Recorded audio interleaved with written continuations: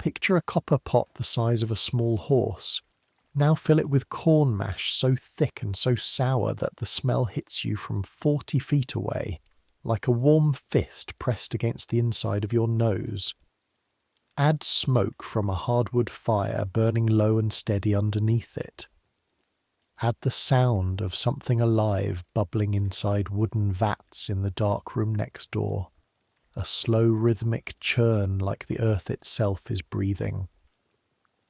Add the weight of a Kentucky summer pressing down on everything, the kind of heat that sits on your shoulders like a second coat you cannot take off. That is a distillery in Nelson County, Kentucky, in the summer of 1823. A low-slung collection of limestone buildings and split-rail fences on a creek bed fed by springs so cold and so pure that the old-timers say the water itself is why the whiskey is better here than anywhere else on earth. A place where corn mash becomes something else entirely, something golden and dangerous and alive. A place where a man can lose his eyebrows if he's not careful. Where the fire never quite goes out, where the smell gets so deep into your clothes and your hair and your skin that you stop noticing it after about a week and start noticing it again when you leave and come back. This is not a place where any sensible person would choose to spend a summer. The work is brutal, the hours are worse, the danger is real, and it is constant. And it smells like sugar and wood smoke and the inside of a freshly charred oak barrel. We're going back there tonight, not as tourists who want to sip from a crystal glass and talk about notes of caramel and dried cherry and a finish that lingers on the palate. You're not a tourist here. You live here. You work here. Your hands are cracked from the lye soap you use to scrub the fermentation tubs, and your back hurts from hauling 50-pound grain sacks, and you have not had a full night's sleep since you arrived 2 months ago. One season, one distillery, everything you would have seen, smelled, heard, and survived. So I make these history stories, and honestly, I have no idea if any of you actually sleep to them, or if you are all just people who like hearing about the early American whiskey trade and the very real possibility of fermentation gases killing you in an enclosed space. Either way, get comfortable. Here we go. The thing you need to understand about bourbon, before we get to you personally, before we get to the limestone spring and the copper still and the charred barrels stacked 6 high in that long wooden warehouse on the hillside, is that bourbon is an accident, not a bad accident, but an accident nonetheless. Every great American thing is an accident of geography and necessity and stubbornness, and bourbon is no different. It happened because corn was everywhere in Kentucky, and grain was heavy and expensive to transport over the mountains, and converting surplus corn into whiskey was just practical economics. It happened because the Scots and the Irish who settled the Appalachian frontier already knew how to distill grain spirits, and they applied that knowledge to what they had available, which was corn, which nobody back in Scotland or Ireland had ever really bothered with. It happened because the Ohio River runs west and south, and the only way to get goods to market was to float them down to New Orleans, which meant the barrels of new-make spirits spent weeks and months on flatboats in summer heat. And somewhere during that journey, the whiskey started doing something interesting inside the wood. The charred barrel is not a marketing decision. The charred barrel is a happy accident that became a standard because the whiskey that came out of a charred barrel was so much better than the whiskey that did not. There are stories about who first charred a barrel on purpose. Names get attached to it. Elijah Craig, Jacob Beam, various reverends and farmers and frontiersmen whose descendants are now very invested in the mythology. The truth is probably more mundane. Someone had damaged barrels. Someone burned away the residue to clean them. Someone filled those barrels with new whiskey and waited, and what came out the other side was something nobody had tasted before and everyone immediately wanted more of. That is the story in miniature. But the story in full is you, and it starts in May of 1823, and it starts with you on the wrong side of a mountain. You're 17 years old, and you left Augusta County, Virginia 3 weeks ago, with a letter of introduction tucked into your coat pocket, and everything you own packed into a canvas bag that is already showing signs of giving up.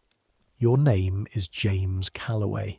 Your father was a wheelwright, and your mother was the daughter of a wheelwright, and the expectation was always that you would also become a wheelwright, which is a perfectly reasonable livelihood, and one you have no interest in whatsoever.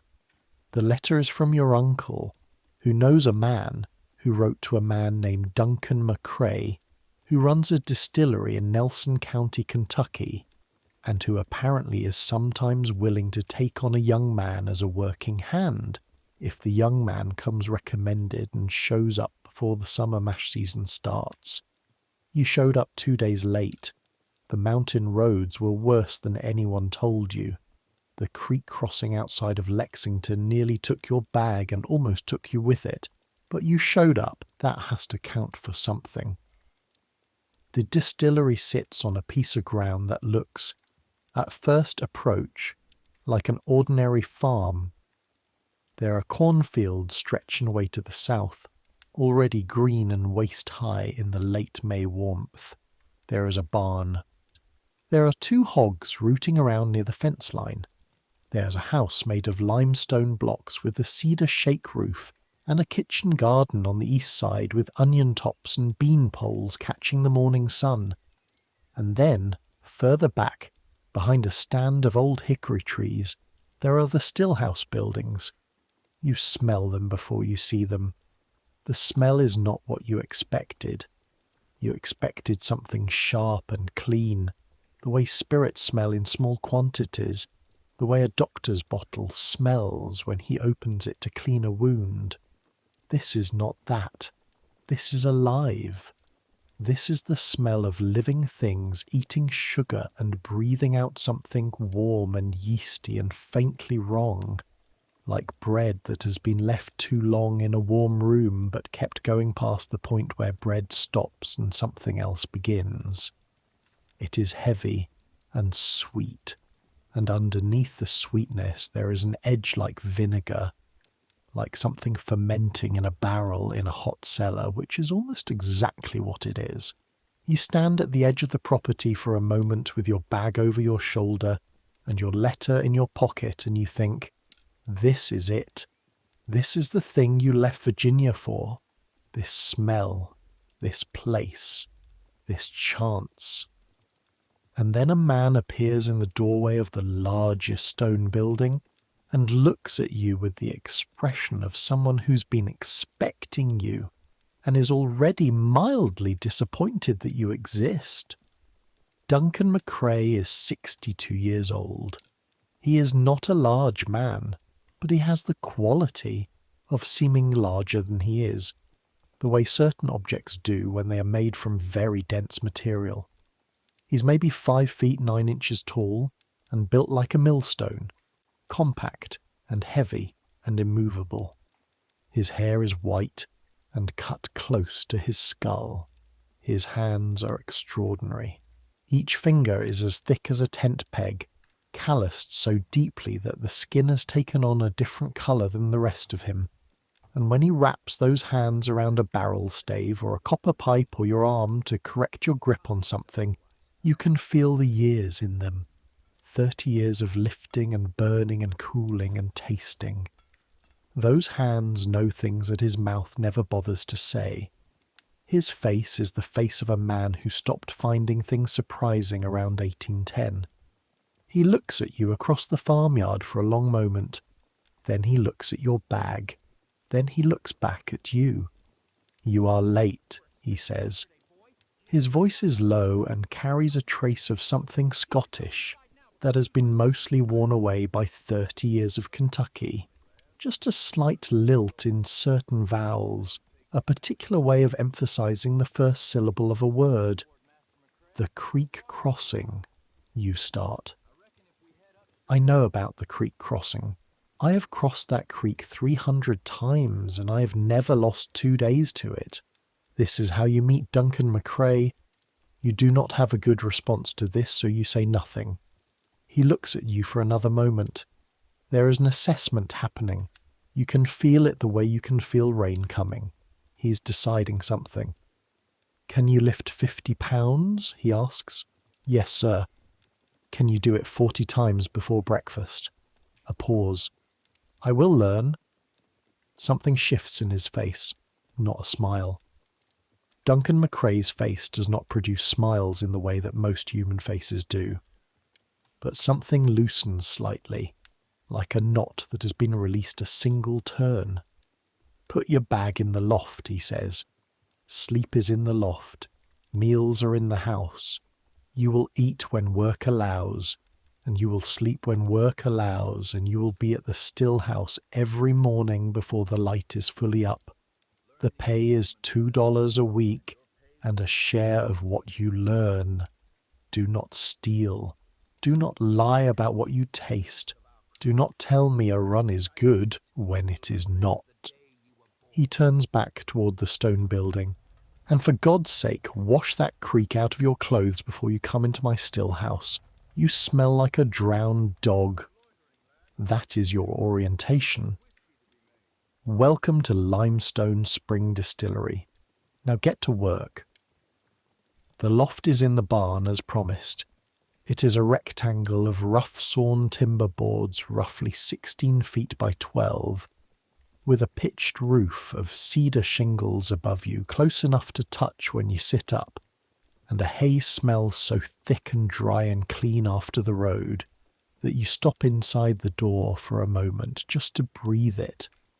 There is a corn shuck mattress on a wooden frame, a wool blanket, a wooden peg for your coat, and a small shuttered window that opens to face east, so that the early morning light will hit you directly in the face, and there will be no question of sleeping past the start of the work. There is a second mattress on the other side of the loft. It belongs to a boy named Eli, who is 14, who's been working here for 1 year, and who is currently asleep with his mouth slightly open and his arm hanging off the mattress, and who will be one of the most important people in your life for the next 7 months. You know none of this yet. You put your bag on the peg and lie down on the cornshuck mattress and listen to Kentucky at night. The creek is audible from here, a constant low babble that varies slightly with the wind, an owl somewhere in the hickory trees, the hogs settling in the pen below, the distant irregular sound from the still house that you will later learn is the expansion and contraction of copper pipes as the fire cools overnight. A low metallic ticking like a clock that does not keep time properly. You are 17 years old and 500 miles from home, and everything you own fits in a canvas bag, and tomorrow your new life starts. Sleep takes a long time to come, but it comes. Morning comes first. The light through the east window is pale and grey and cold feeling, even though the air is already warm when it arrives through the shutters. Your eyes open to a ceiling of rough timber, and for a half-second you've forgotten entirely where you are, your brain still in Augusta County, still in your father's house, still in the familiar dark of your own room. Then the smell hits you. Not one smell, several. The hay beneath you, warm and dry and dusty. The wet wood smell from the creek below the barn rising with the morning damp.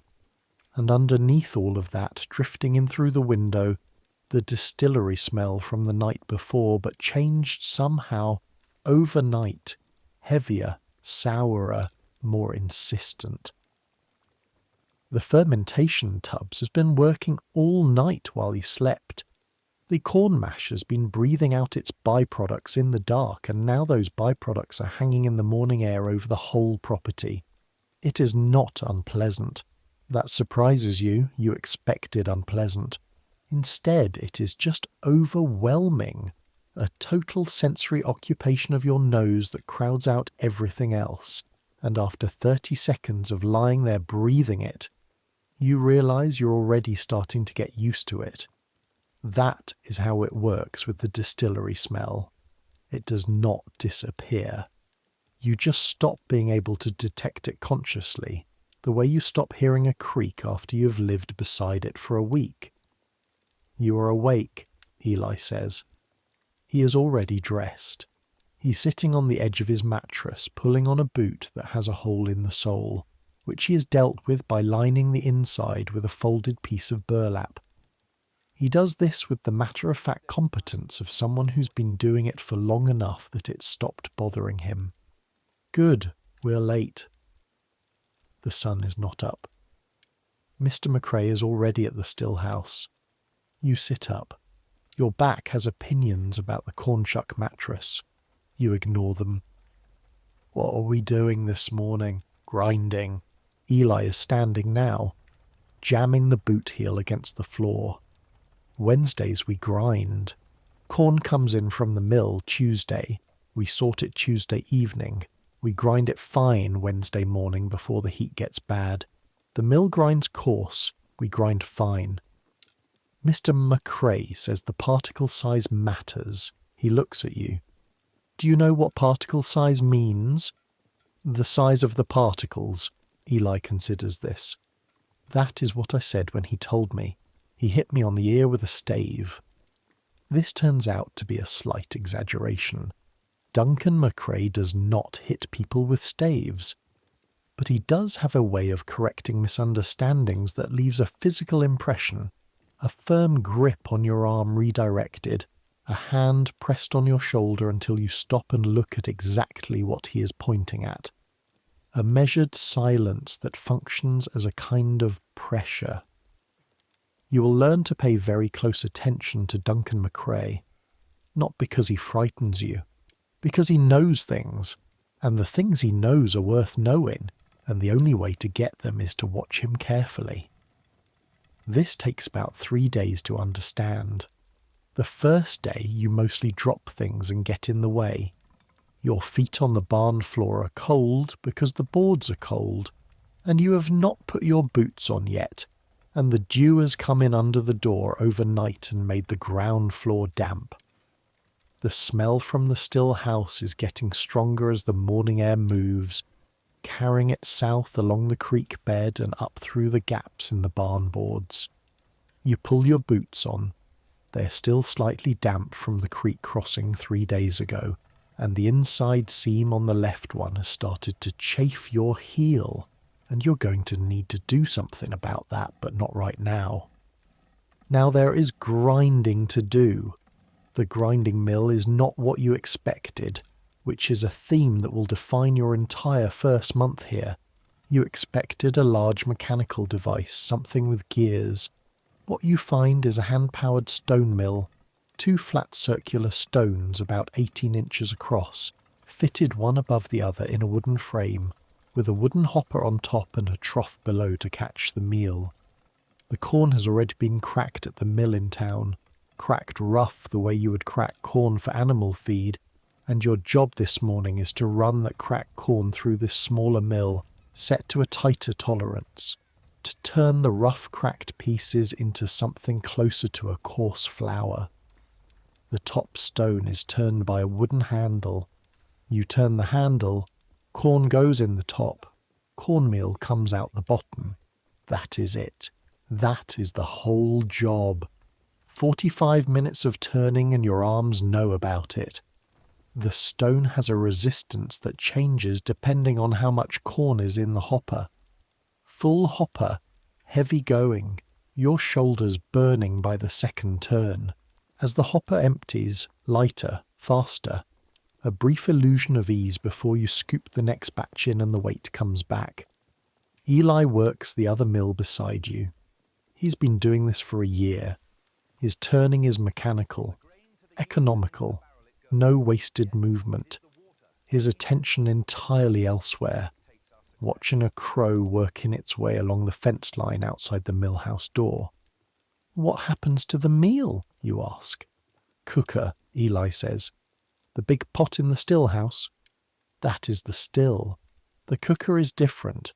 It is next door. He glances at you. You will see. You do see.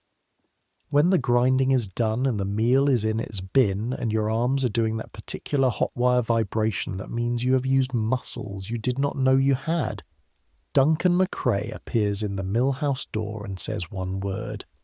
Cooker. The cooker is a large wooden vat, 8 feet across and 4 feet deep, built in a room adjacent to the still house, with a steam pipe running along the floor that connects to the firebox under the still.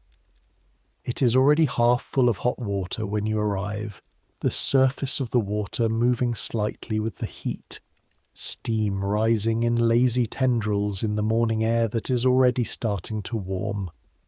The water in this vat has come from the limestone spring behind the still house, piped down in a wooden trough. You will spend a lot of time thinking about this water. You will think about it because Duncan McCrae talks about it the way other men talk about God, or land, or bloodlines. The water, he says to you that first morning, standing beside the cooker vat with his arms crossed, watching you and Eli carry the grain meal from the mill house in wooden buckets, is the single most important thing. The grain matters, the yeast matters, the barrel matters enormously. But if you start with bad water, you cannot make good whiskey. You can make something, it will not be good. He says this flatly, as if reading from a document, not a speech, a fact. Why does the limestone matter, you ask? He looks at you for a long moment. Because limestone filters the iron out of the water. Iron tastes bad. Iron affects fermentation. Iron in the water and your whiskey has a metallic undertone that no amount of time in the barrel will fix. The spring water here has been running through limestone for longer than you have been alive, longer than your father has been alive, longer than this state has been a state. By the time it gets to this pipe, it is cold and clean, and it tastes like nothing. Water that tastes like nothing is what you want. He pauses. You will taste it this afternoon. Everything you put in, you taste. Learn to taste the water and you will understand what the whiskey should taste like before you have put in a single grain. You taste the water that afternoon. It comes out the pipe at the trough, clear as glass, so cold on a June day that it hurts your teeth, and it does taste like almost nothing. There is a very faint mineral quality to it, the barest suggestion of something clean and old and underground, and then that is gone too, and there is just cold water filling your mouth. You think, I could drink this all day. You think I could make whiskey from this. But not yet. Right now there is mash to make, and making mash is an education in heat and chemistry, and the particular stubbornness of corn. Corn, unlike malted barley, will not give up its sugars easily. Barley, when it sprouts and is dried and ground, has already converted much of its starch to fermentable sugar, which is why Scotch and Irish whiskey made from barley malt can be fermented relatively straightforwardly. Corn has not done any of this. Corn is stubborn. Corn requires cooking. You cook the cornmeal in the hot water in the cooker vat, stirring constantly with a wooden paddle that is approximately 6 feet long and heavy even before it is dipping into mash that is thickening by the minute. The hot water gelatinizes the starch in the corn, opens it up, makes it available for what comes next. You stir until your arms stop working properly, and then you keep stirring. Duncan McCrae watches you stir. He does not offer to help. He does occasionally reach over and adjust the angle of your paddle, placing his hand over yours and pressing down slightly to indicate a deeper drag across the bottom of the vat, preventing the mash from scorching. Scorched mash, he says, tastes like scorched mash. This turns out to be an accurate description of what scorched mash tastes like when you taste a spoiled run 3 weeks later. It tastes exactly like the smell of a wooden spoon left against a hot pan, acrid and dark, and it ruins everything it touches. You learn to scrape the bottom of the vat. The cornmeal goes in first, then the rye, and this is where the recipe becomes specific, and where Duncan McCrae becomes specific, and where you realise for the first time that what looks like simple farm work is actually something more precise than you thought. The grain bill, as he calls it, is the recipe. Corn, rye, malted barley. The corn is the backbone, the bulk, the thing that makes this American whiskey rather than something else. At least 51% corn, that is the minimum for bourbon, though Duncan runs higher than that, closer to 70%, because he likes what the corn does to the sweetness of the final spirit. The rye is the spice, the thing that puts the edge in the whiskey, the slight pepper and wood quality that keeps it from being merely sweet. The malted barley is the enzyme, the machine. The barley carries the biological tools that will convert the remaining cooked starches into fermentable sugars during the mashing process. These three things, combined in a specific ratio, cooked in a specific sequence, at a specific temperature, with the limestone spring water in this particular vat, by these particular hands, on this particular hillside in Nelson County, Kentucky. That is the recipe. It sounds like a science experiment. It works like a prayer. You do not understand any of this on the first day. You understand that you're stirring a very heavy mixture of wet grain and hot water with a paddle that keeps wanting to slip sideways, and that your arms hurt, and that the mash has started to smell like something sweet and slightly sour at the same time. A smell that is both appetizing and slightly alarming. Sour mash, Eli tells you during the brief pause while Duncan is adjusting the steam pressure. He adds some of the spent mash from the last run. The used mash, the stuff that has already been fermented. Some of it, backset he calls it, makes the pH right, makes the fermentation more consistent, makes it taste the same batch to batch. Eli wipes his face with his sleeve. The stillhouse is hot. The steam from the cooker has made the air feel thick. He explained it to me once. I understood about half of it. What happened to the half you did not understand? He explained it again. I understood about 30%. This becomes a pattern. Duncan McCrae explains things once, completely, accurately, and then does not explain them again.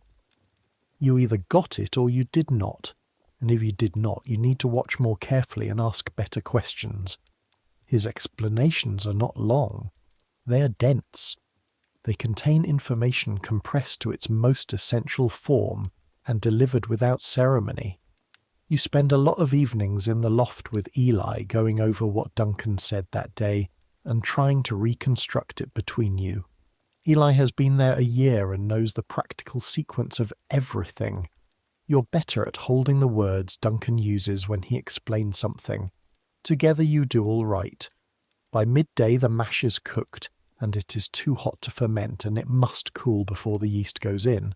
So you have approximately 3 hours where the mash cools in the vat, and you have other work to do, which is hauling and cleaning and stacking and repairing, and an endless series of small maintenance tasks that keep a distillery running. The mash tubs need scrubbing. They are wooden barrels, open-topped about 4 feet across and 4 feet deep, fitted with lids that can be placed over them during fermentation to hold in the heat and keep out contamination. There are 8 of them in the fermentation room, which is a long low building next to the still house, with a dirt floor and walls built of notched logs chinked with clay. The tubs sit on low wooden platforms so they're off the ground and you can get underneath them if you need to.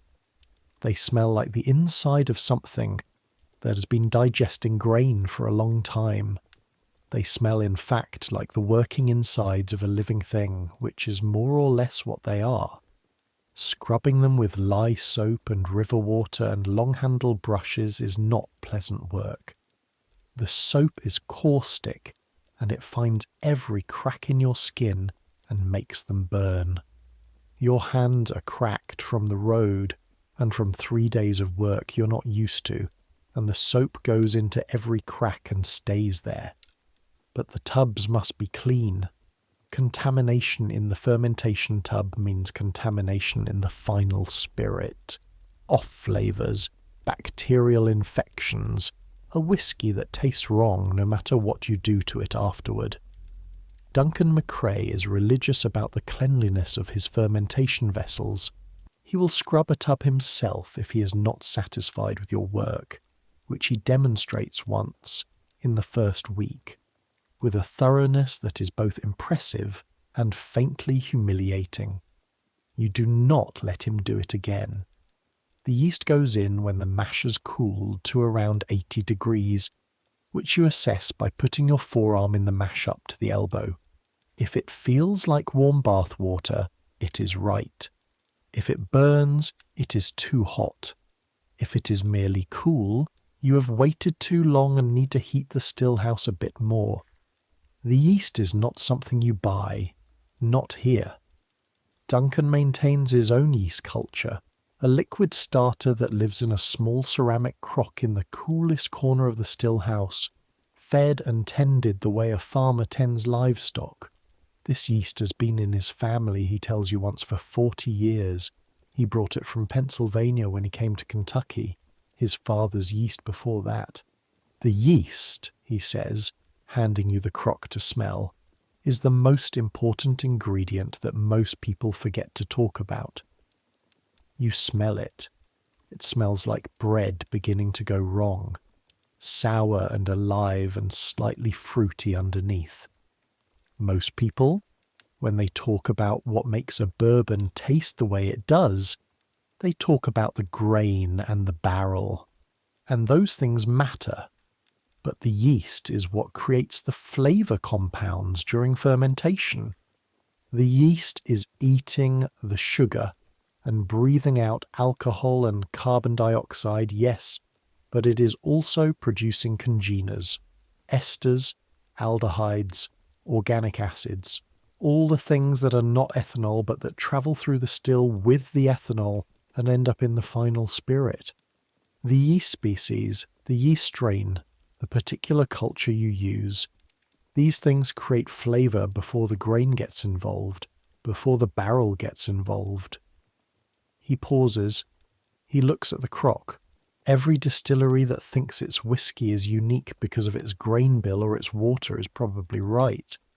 But the yeast is also doing something unique, and most of them could not tell you exactly what. He takes the crock back.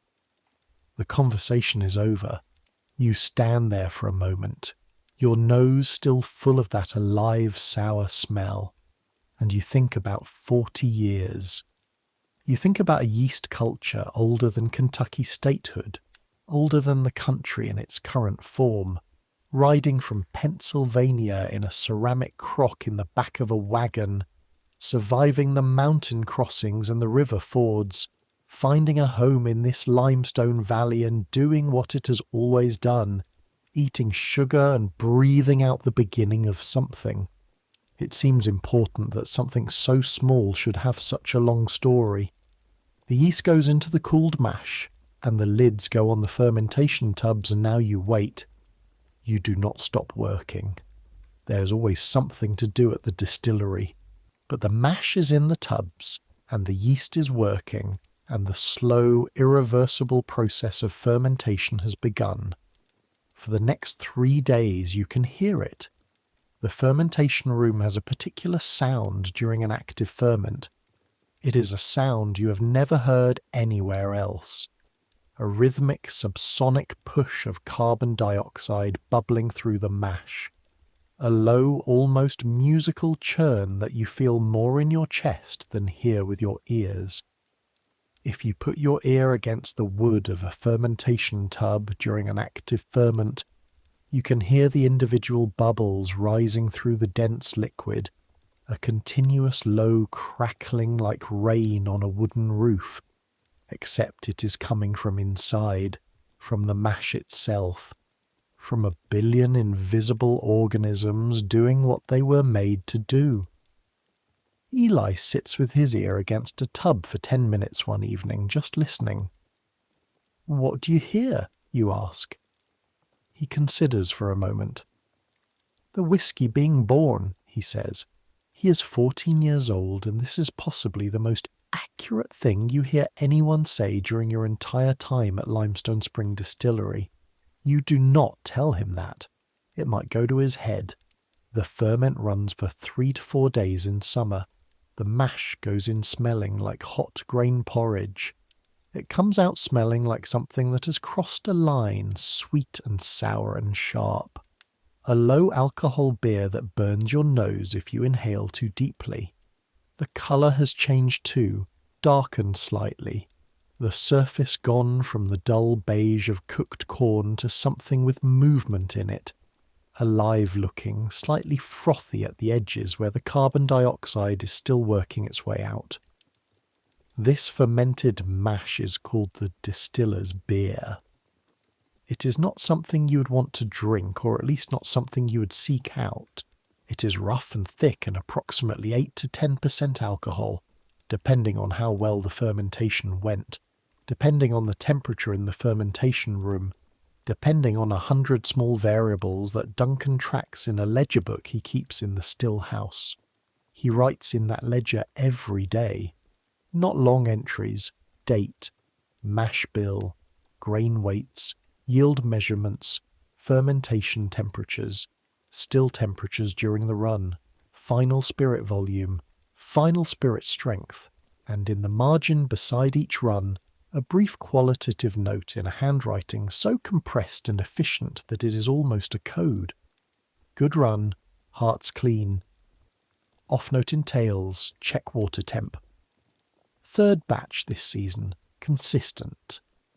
You ask to look at the ledger once in your second week. Duncan hands it to you without comment. You flip through it and realise it goes back 22 years. Every run this distillery has ever made, reduced to numbers and brief notes in one man's handwriting. 22 years of weather and corn and water and fire and time, all of it accounted for. All of it remembered in a ledger book on a shelf in a stone building in Kentucky. You hand it back carefully. How many runs, you ask, in 22 years?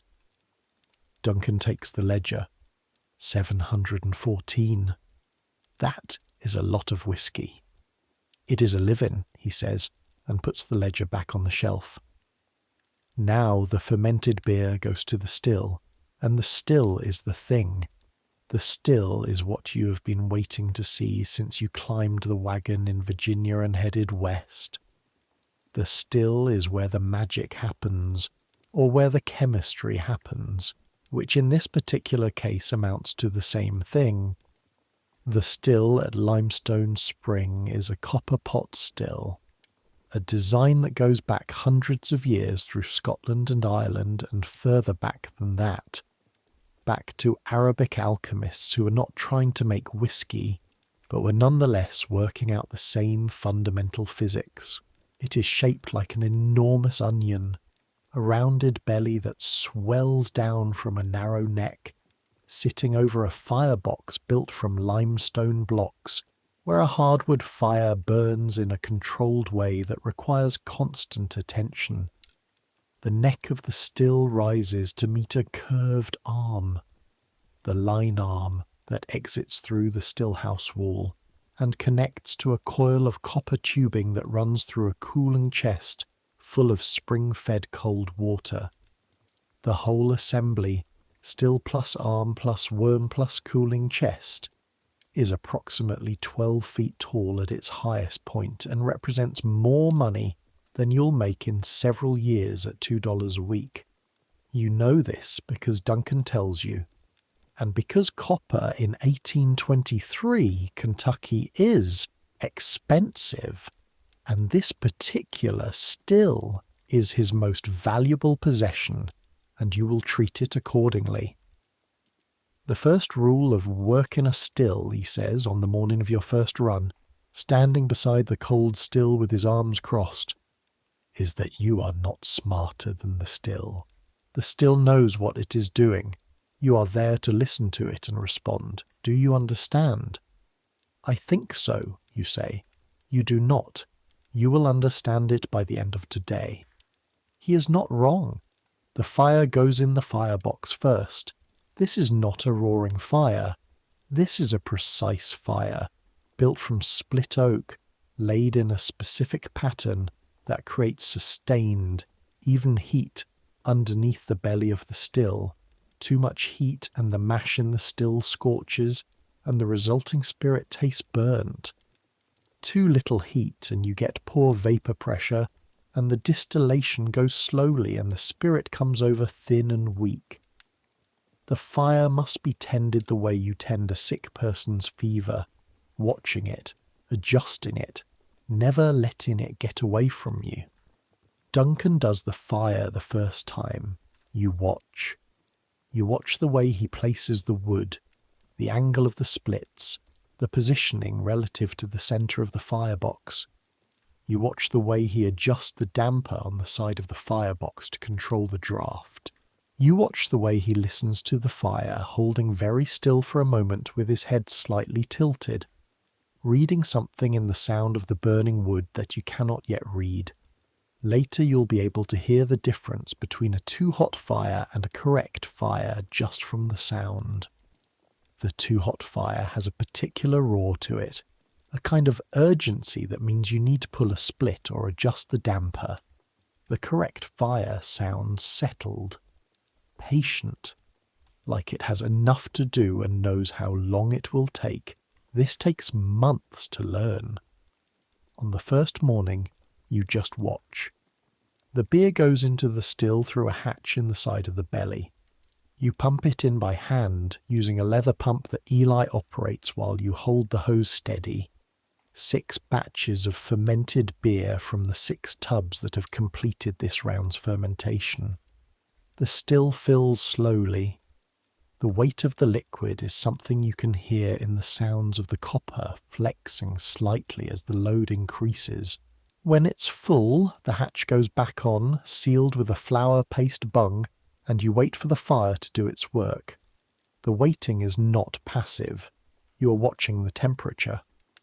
Duncan has a thermometer, a glass tube with a mercury column, calibrated in degrees Fahrenheit, mounted in a bracket near the neck of the still, where it can read the vapor temperature as the distillation proceeds.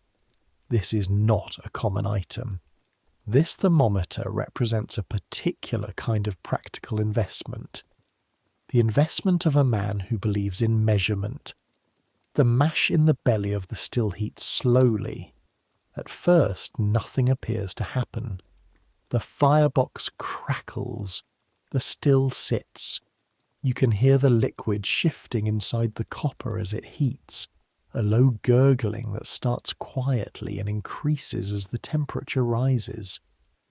Around 170 degrees Fahrenheit it starts. The line arm begins to hiss. It is a sound you feel before you hear it, a faint vibration in the copper that you can detect by touching the arm lightly with your fingertips. Then the hiss, then a faint dripping from the end of the worm coil into the collection pot below the cooling chest.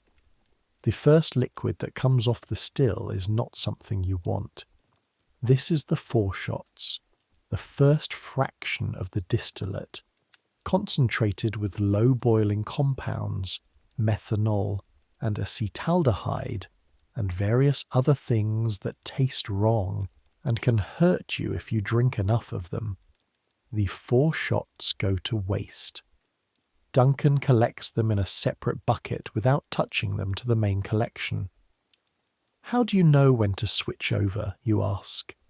You're standing beside the cooling chest with the collection pot in your hand, watching the slow drip from the end of the worm coil. Duncan is watching the thermometer. He does not look at you. Smell it. You smell the 4 shots in the bucket. The smell is aggressive in a way that is hard to describe. Sharp and harsh and slightly wrong, like a cleaning solvent that someone has tried to add a sweet note to and failed. Now wait, Duncan says. You wait. The still hisses steadily. The drip from the worm becomes a slow trickle. You're watching the mercury in the thermometer, which is around 178 degrees now, and climbing slowly. Then something changes in the smell. It is a subtle change. The harsh 4-shot smell is still there, but something underneath it has opened up, like a window being cracked in a stuffy room. Something cleaner, something with a slightly sweet grain quality to it. The corn smell transformed by heat into something lighter and more complex. Now, Duncan says. You switch the collection pot. The 4 shots go to the separate vessel. The main collection pot catches what comes next. What comes next is the hearts. The hearts of a bourbon distillation are the central portion of the run, the spirit that comes over between the end of the 4 shots and the beginning of the tails. The hearts are what you want. The hearts are why you built the still and chopped the wood and ground the grain and tended the fermentation and did every single thing that came before this moment. The spirit that drips from the worm coil into your collection pot during the heart's phase is clear as water, colourless, and it smells like the grain it came from, but lighter, lifted, translated by heat and copper into something that was not there before. You touch the tip of your finger to the edge of the collection pot and taste it. New make spirit, unaged, nowhere near finished. It burns on the way down, a clean burn that starts at the front of your tongue and spreads back and outward. Not unpleasant, not harsh the way the 4 shots were harsh. It has a grain sweetness underneath the heat. Something floral almost. Something that suggests what it will become if you give it time. You taste nothing that resembles what bourbon tastes like after 2 years in a barrel. The vanilla, the caramel, the oak, the deep brown warmth that makes people pay good money for a glass of aged bourbon. None of that is here yet. That comes from the wood. That comes from time. Right now what you have is potential. Good? Duncan asks. He's watching you the way he watches the thermometer. Strong, you say. Clean. Something sweet underneath it. What else? You taste it again. There is something else. Something you are trying to identify. A quality that is almost floral, but not quite. A faint suggestion of something fruity or fermented in a way that is not unpleasant. The yeast, you say, not entirely sure why you're saying it. Duncan looks at you for a moment. The esters from fermentation, they come over in the spirit. Yes. He turns back to the thermometer. They will change in the barrel. They will develop. But they start in the fermentation. You smelled them in the yeast. You're smelling them again now. He sounds as if this pleases him slightly more than he intended. The run continues. The hearts run for several hours, the thermometer rising slowly as the alcohol fraction in the still decreases and the water fraction increases. At a certain point, the smell of what is coming off the worm coil starts to change again. The clean grain sweetness dulls. A heavier, slightly soapy or oily quality begins to come through. Tails, Duncan says. You switch pots again.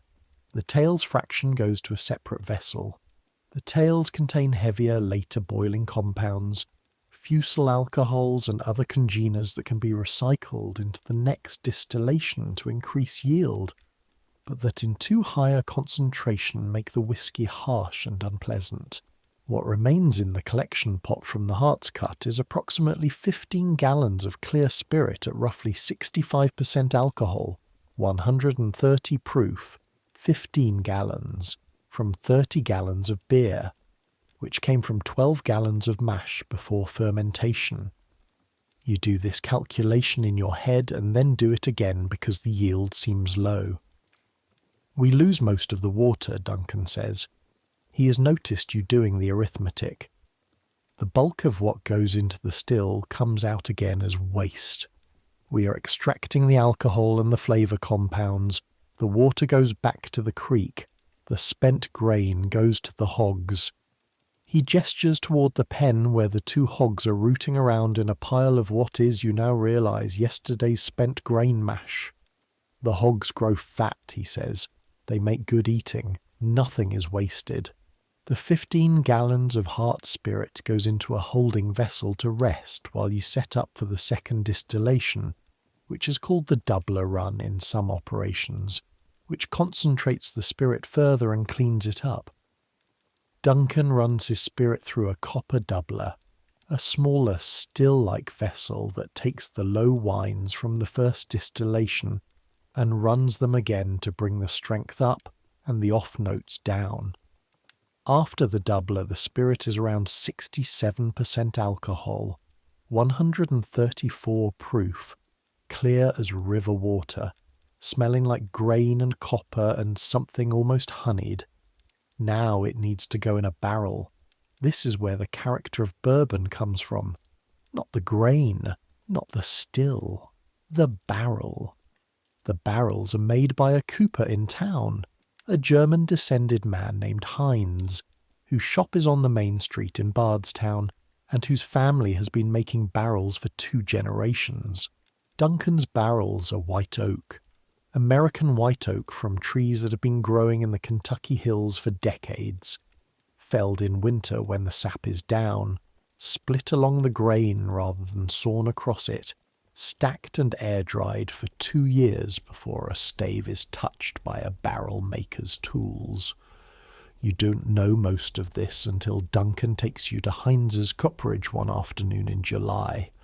A trip into Bardstown in the wagon with 6 empty barrels rattling in the back and the August heat sitting on everything like a physical presence.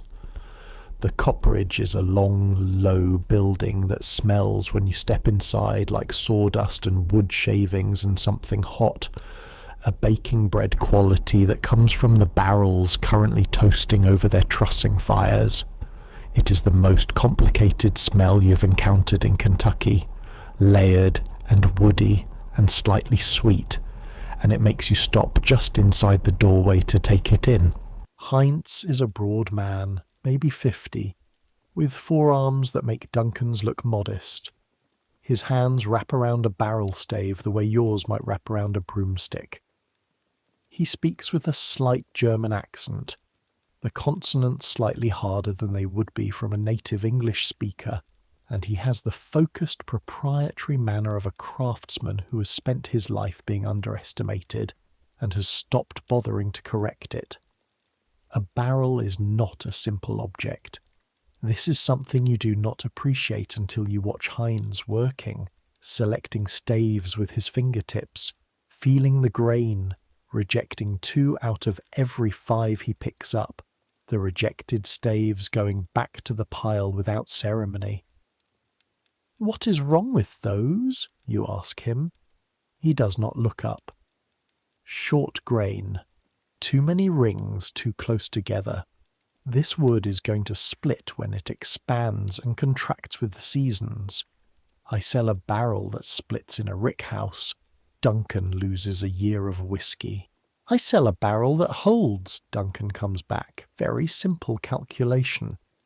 He has a way of talking about his own craft that makes every decision sound inevitable. as if there is one right answer and the only question is whether you have the skill to find it. The staves go into a jig that bends them into the slight curve that allows them to fit together into a circle. This bending is done over fire, an open flame in a metal truss that softens the wood enough to take the curve without cracking.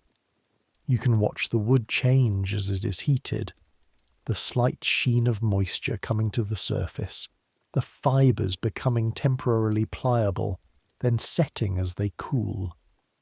Then the barrel is assembled, stave by stave around a temporary form, held by metal hoops that Heinz drives down with a hammer and a driving iron, each blow ringing out in the copperage with a metallic clarity that sounds nothing like the dull thuds you would expect from a man hitting metal rings around a barrel of wood. The assembled barrel is not yet a bourbon barrel. The assembled barrel is a watertight wooden vessel that will hold liquid. To become a bourbon barrel, it needs one more thing: the char. Duncan specifies the char to Heinz. In this case, a number 3 char, which is a particular degree of burning applied to the interior of the barrel. Heinz builds a small fire inside the barrel. You watch him tip the barrel on its head, a burning torch inserted through the bunghole, the fire allowed to catch and build inside the curved interior. And you watch the flame crawl across the inner surface of the white oak, blackening it, the wood crackling slightly as the surface layer carbonizes, the char deepening from a pale brown to a rich dark black brown. And from the mouth of the barrel comes a smell that stops everything you're thinking. It smells like toasted wood and vanilla and something caramelized, like the brown crust of a caramelized onion but cleaner, more aromatic. It smells, you realize, like the beginning of the flavor profile of good bourbon. Because that is what it is. The charred oak is loaded with compounds that will migrate into the whiskey during aging, lignin breaking down into vanillin, which is vanilla, hemicellulose converting to caramel flavors, tannins from the oak giving structure, the char layer acting as a filter for harsh compounds, the wood itself becoming a slow-motion flavor machine that will work on the whiskey for months or years. You're smelling right now in the copperage in Bardstown the flavour compounds that will eventually make their way into a glass of bourbon that someone will drink years from now, in some city you may never visit, at a table you cannot imagine. The thought is strange enough that you stand there a moment too long, and Heinz notices. "First time seeing the Shah?" he asks, not unkindly. "Yes, sir."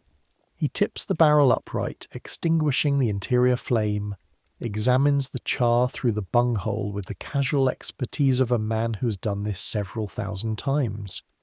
Many people, they see the barrel and they think it is simple. Wooden box. Put whiskey in, take whiskey out. Nothing simple about it. He sets the barrel aside to cool. This barrel is going to be working for the next 2-3 years. Every summer it is going to expand as the whiskey soaks into the wood. Every winter it is going to contract and push the whiskey back out. Back and forth, back and forth. Every cycle, more of the wood's character goes into the spirit.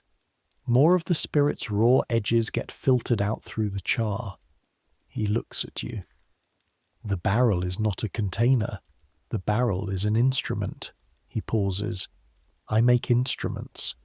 What Duncan makes depends partly on how well I make the instrument. He says this without pride and without false modesty. It is simply the relationship between the two crafts as he understands it. You think about this on the wagon ride back to the distillery, the new barrels clanking behind you in the afternoon heat. The barrel is an instrument. The still is a listening device. The yeast is a colony of living things with a 40-year history.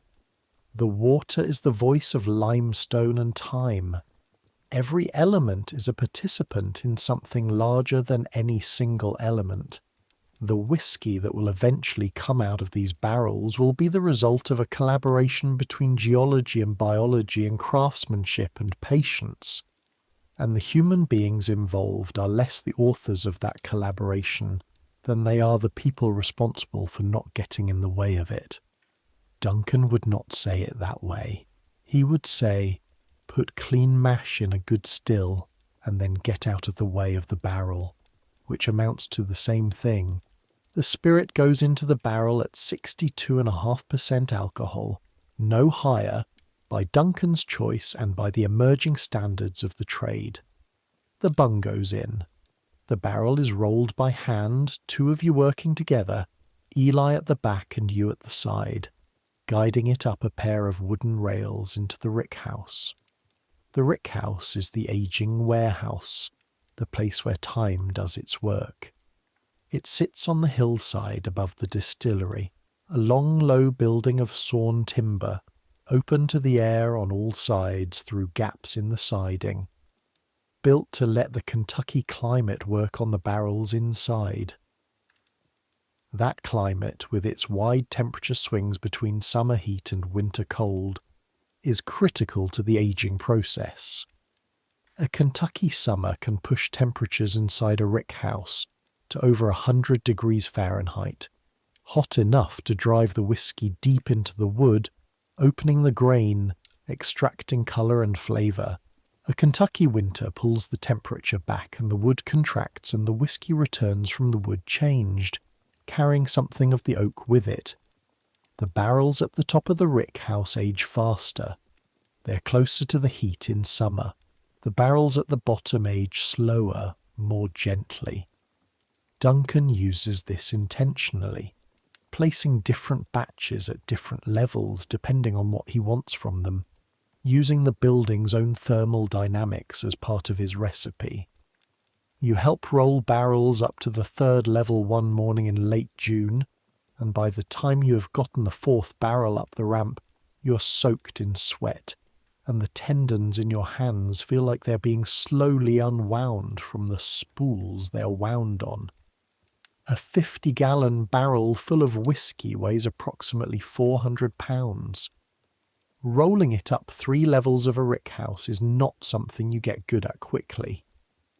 How many barrels are in here? You ask, leaning against the top-level rail, looking down the length of the rickhouse. Eli counts under his breath. He has done this before. 212, he says, give or take what we added this morning. 212 barrels, at 15 gallons per barrel, at roughly 62% alcohol at entry. You do not calculate the value out loud, but you think about the fact that every barrel in this building represents several days of labour, a run of the still, a fermentation cycle, a load of grain, a specific barrel made by Heinz in his cooperage. Every barrel represents a small investment in the future, in something that will not be ready to sell the 2 years at minimum, by which time the world might be different in ways you cannot predict. And above all of that, above all the labour and the calculation, there are 212 instruments playing their slow music in the Kentucky air, the whiskey and the wood finding each other in the dark. You stand up there for longer than you should, looking at the rows of barrels. Come on, Eli says. There is mash to stir.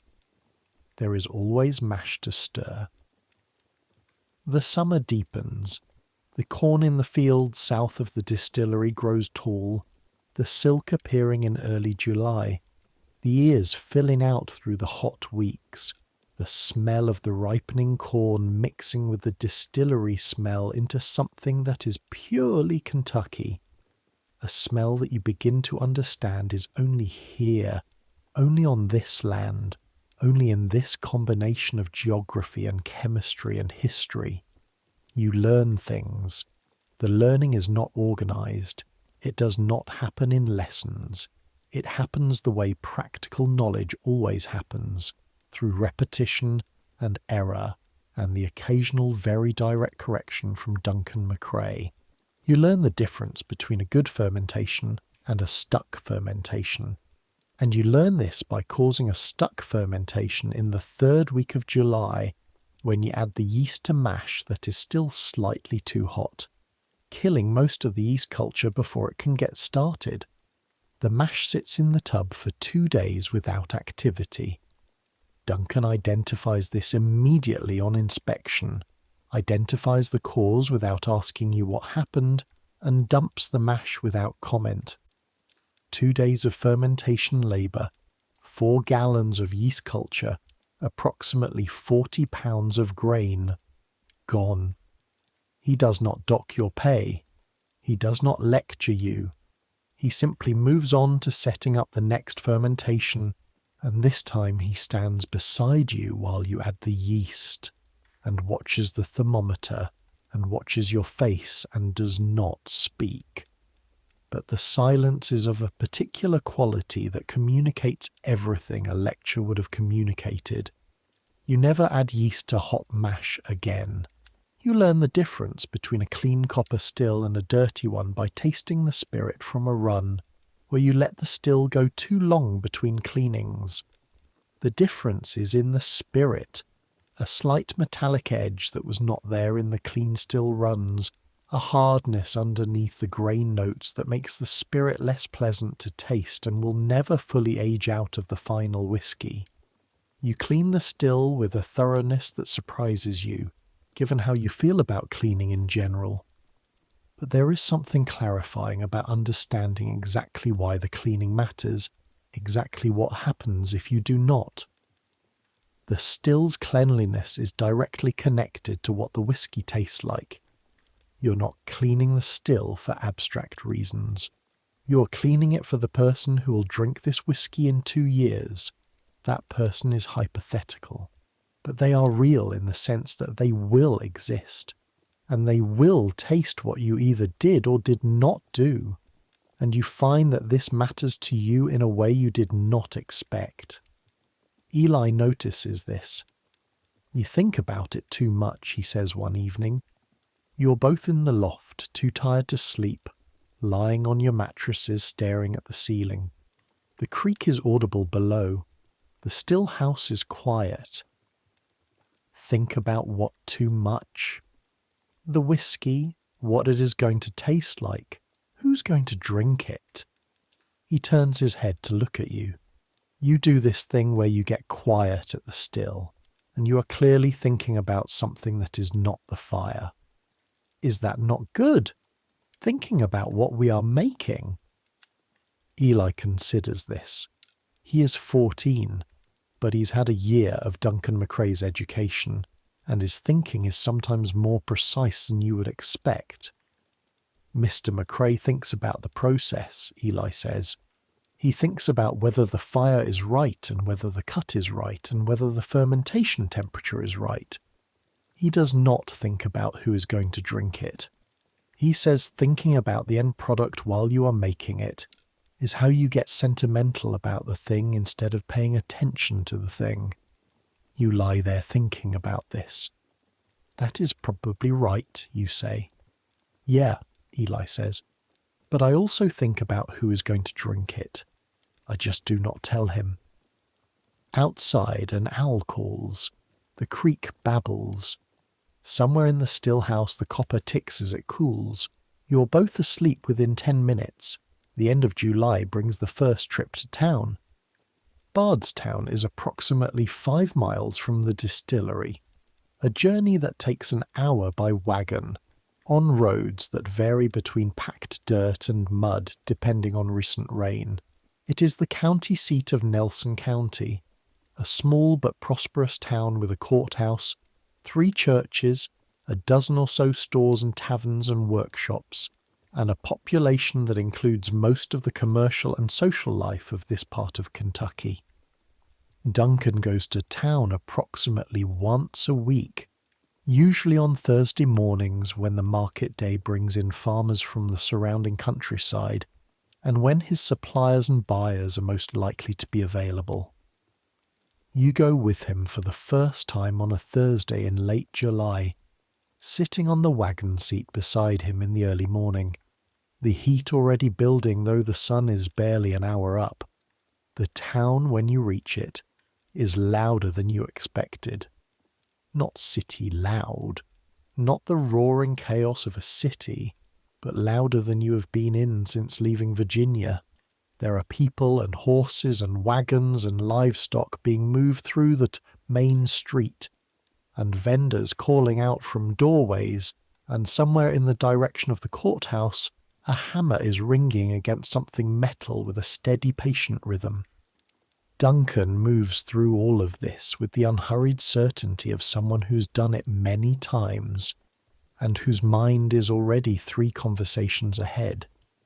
He has a list in his coat pocket, written in his small, dense script: grain from the feed merchant, hardware from the ironmonger, a conversation with Haynes about the next barrel order, a visit to the general store for household items, and business of a kind you have not seen before.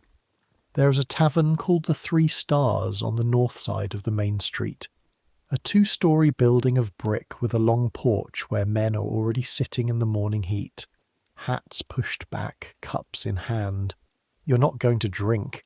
It is 8 in the morning and Duncan is not that kind of man. But Duncan stops on the porch of the 3 Stars to speak with 3 men who are waiting for him. These are buyers, not fancy buyers, not merchants from New Orleans or Louisville, not factors with accounts in multiple cities. These are local buyers, a tavern keeper from the next county, a general store owner from a town south of here, a man you do not know who turns out to represent a partnership that operates a flatboat trade on the Ohio River. Duncan does not negotiate the way the books tell you merchants negotiate. He does not engage in the elaborate back and forth of offer and counteroffer and theatrical offence and eventual compromise. He tells the buyers what he has available, the number of barrels and the approximate age of each lot, and he tells them his price. The price is firm. They can take it or not take it. They take it. Afterward, back at the wagon, you ask him about this. You did not negotiate, you say. My price is my price, Duncan says. He's checking the list in his pocket. I price the whiskey at what it is worth. If they do not want to pay that, they can buy cheaper whiskey from someone else. They will find that it tastes like cheaper whiskey. But you could probably get more if I make it clear that my price is negotiable. They will always try to negotiate it down. If they know my price is my price, they come to me when they want something good, and they do not waste my time with haggling. He puts the list back in his pocket. Also, they are buying something that I made, that took months to make, that carries my name when it leaves this property. I do not need to apologize for it. You stand beside the wagon for a moment, turning this over. You do the math. 212 barrels in the rickhouse at any given time. Staggered production. Roughly 20 to 25 barrels per month entering the cycle. Barrels exiting after 2 to 3 years of aging. The revenue from a year's production at Duncan's price is more than you thought. Not a fortune. Not the kind of money that buys a cotton plantation or a shipping company, but the kind of money that builds a life, a real life, in a particular place, with a particular skill, doing a particular thing very well for a very long time. You look at Duncan McCrae, who is 62 years old and has been doing this for 30 years, and you see something that you did not see when you arrived. You see the choice he made and what it took to make it real. It is late morning by the time the business is done and the errands completed and the wagon is loaded with grain and hardware and a new length of copper pipe for a repair on the still house. Duncan stops at a tavern a block from the courthouse, not the 3 Stars, but a smaller place called the Kentuckian, for a midday meal. The Kentuckian is low-ceilinged and smells of tallow candles and wood smoke, and the particular human-thick smell of a room that many people have been sitting in for a long time. The floor is packed earth, covered with sawdust that is several days old. The tables are rough sawn planks on trestles.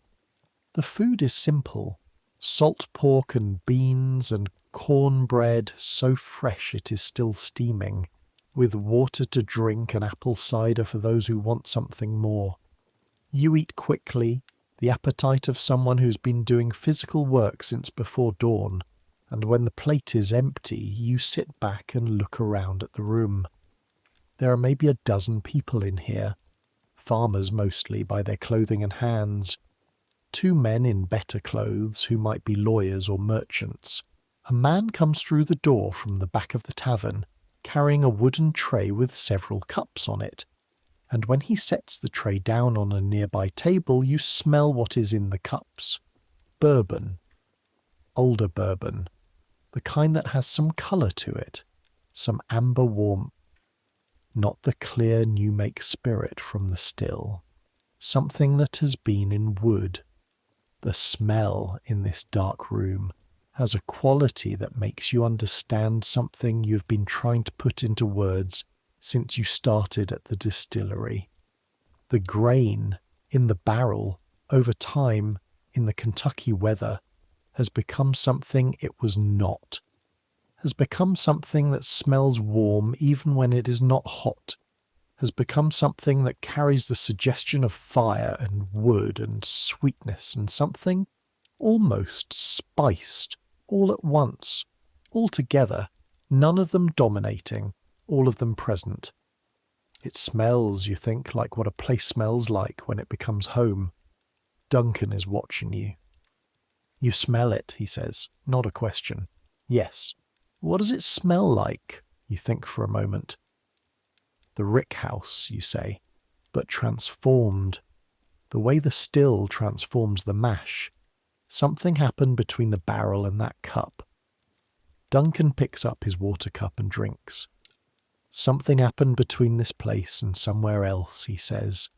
That whiskey started the same as what we make. Corn and rye and barley malt and limestone water and a copper still. The difference is time and wood and Kentucky weather. You cannot make this anywhere else. People have tried. Where? Pennsylvania, Ohio. Tennessee makes something similar, but it is not the same. The climate is different. The limestone is not the same. The way the temperature swings between summer and winter is different. He sets down the cup.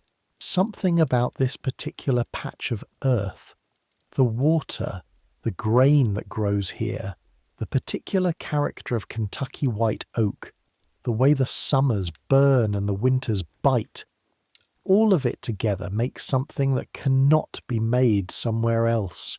Even if you use the same grain bill, even if you use the same still design, even if you use the same barrel char. He pauses. The place is an ingredient. People forget that. They think they can take the recipe and apply it anywhere. They cannot. The recipe is inseparable from the place. You think about the limestone spring behind the distillery, about the specific quality of cold that water has when it comes out of that pipe, about the particular smell of the fermentation room in July heat, different from what it smells like in October, the yeast working differently, the temperature in the mash tubs different, the result subtly different. That is why you've been here 30 years, you say. Duncan looks at you with that expression he sometimes has. The one that could mean approval or could mean he's deciding whether you've said something useful or something obvious. That is part of it, he says. He finishes his water and stands up. Come on. The grain needs to be unloaded before the afternoon heat. There is always grain to unload. August comes in hot and merciless. The kind of Kentucky August that makes the limestone walls of the still house feel like a blessing, one of the few places where the heat does not fully penetrate. Outside, the air has weight, a humidity that sits on everything and makes even the act of walking feel like work. The corn in the fields has been harvested now, the stalks dry and brown, the ears stripped and dried and waiting in the corn crib for grinding. The hogs have grown fat on the summer's spent grain and look at you with the complacent proprietary attitude of animals who know they are well situated. The distillery runs at full capacity in August. The still goes 3 times a week. The fermentation tubs turn over in a constant cycle, new mash going in as finished beer comes out. The rickhouse receives new barrels every week, the entry date burned into each one with a hot iron, the level and position recorded in the ledger. You have found your rhythm. You know the weight of each tool before you pick it up.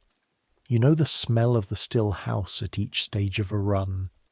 You know which of the fermentation tubs tends to run a degree or 2 hotter than the others due to its position near the south wall, and you adjust the yeast addition timing accordingly. You know the sound of a stuck fermentation versus an active one if you put your ear against the wood. You know how the fire in the firebox should sound at 9 in the morning versus 4 in the afternoon. You know these things the way you once knew the weight of a wheelwright's mallet, through repetition and attention, through the slow accumulation of days. But knowing the rhythm is not the same as having arrived anywhere. You know this because Duncan McRae, who has known the rhythm of this distillery for 30 years, is still paying attention with the same quality of attention he brought on the first day you saw him. Maybe more. The attention is not vigilance, not anxiety. It is something quieter, an ongoing conversation with the work, a continuous listening. You ask him about it one afternoon in late August, when you're both sitting on the step outside the still house, waiting for the fire to come up and the temperature to be right for the next charge.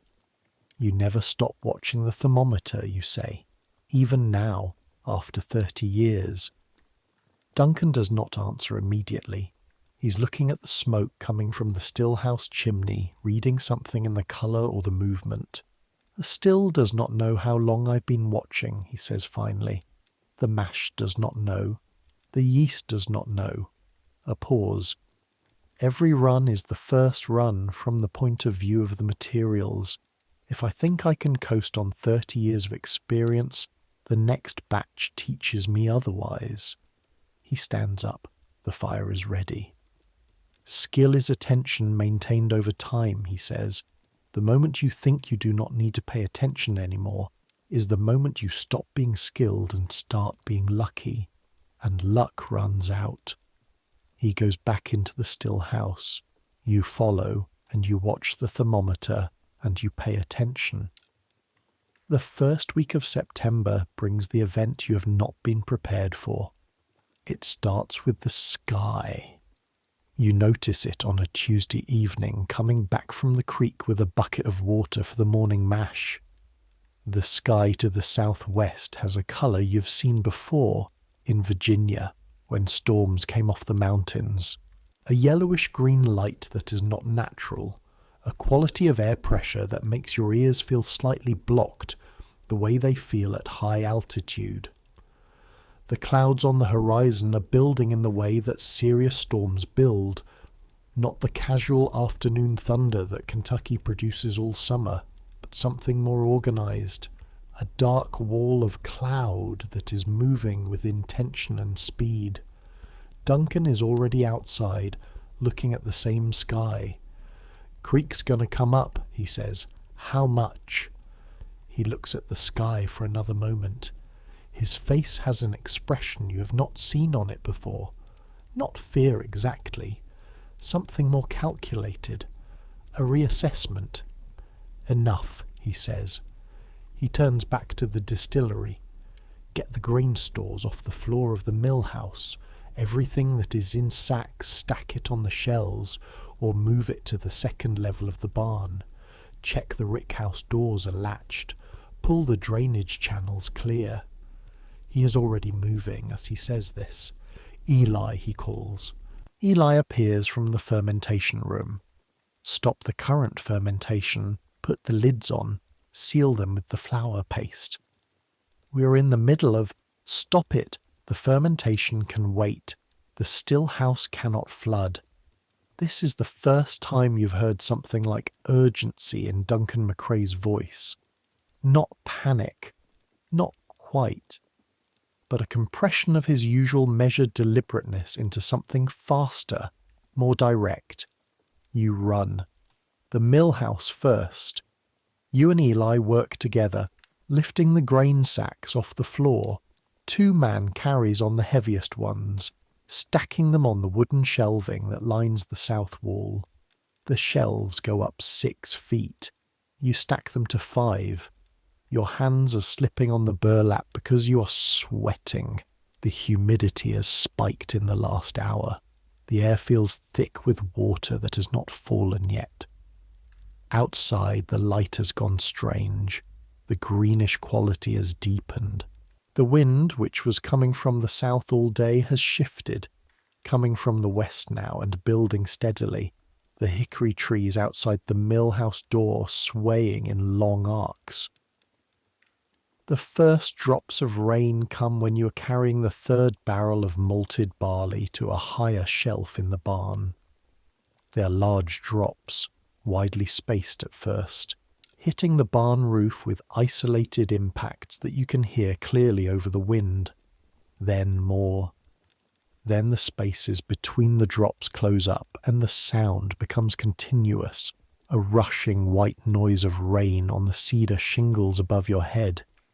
Lightning, close. The thunder 2 seconds later, a physical thing that you feel in your sternum. Then the sky falls. You have been in hard rains before.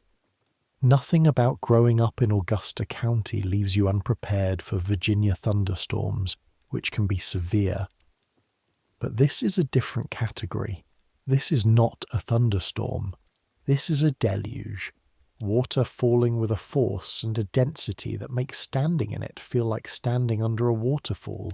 The kind of rain where you cannot see more than 20 feet in front of you, where the impact of drops on any hard surface creates a continuous roar that overwhelms all other sound. You're standing in the doorway of the barn watching it when Duncan appears at your elbow. Still house, he says. You run through the rain together, your boots already soaking before you have gone 10 feet, the yard turned to instant mud that sucks at your heels. The creek, which you can hear but not see through the rain, has a different sound now, a heavier rushing sound, a sound with more mass in it. The still house sits on ground that is perhaps 3 feet above the creek's normal level. On normal days, the creek is 20 feet away and no concern.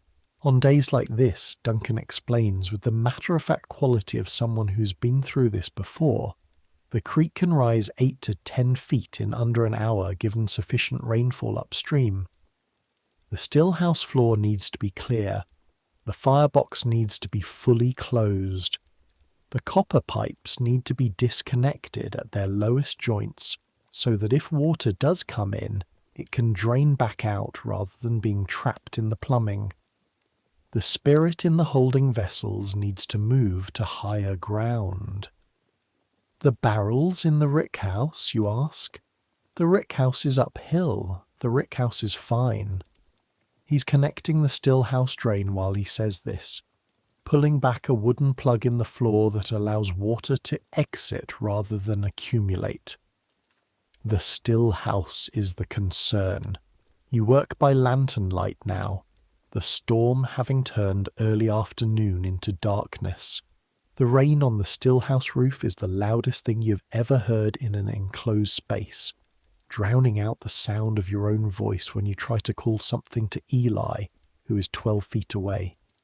You gesture instead, pointing, miming the movements, and he catches it and responds, and you fall into a wordless efficiency that neither of you planned but both of you need. The creek rises. You hear it first, the sound changing, coming closer, the rushing gaining a heavier quality. Then through the gaps in the stillhouse door you see it.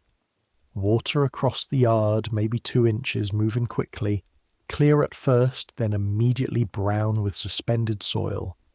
The creek has overflowed its banks. Not into the still house.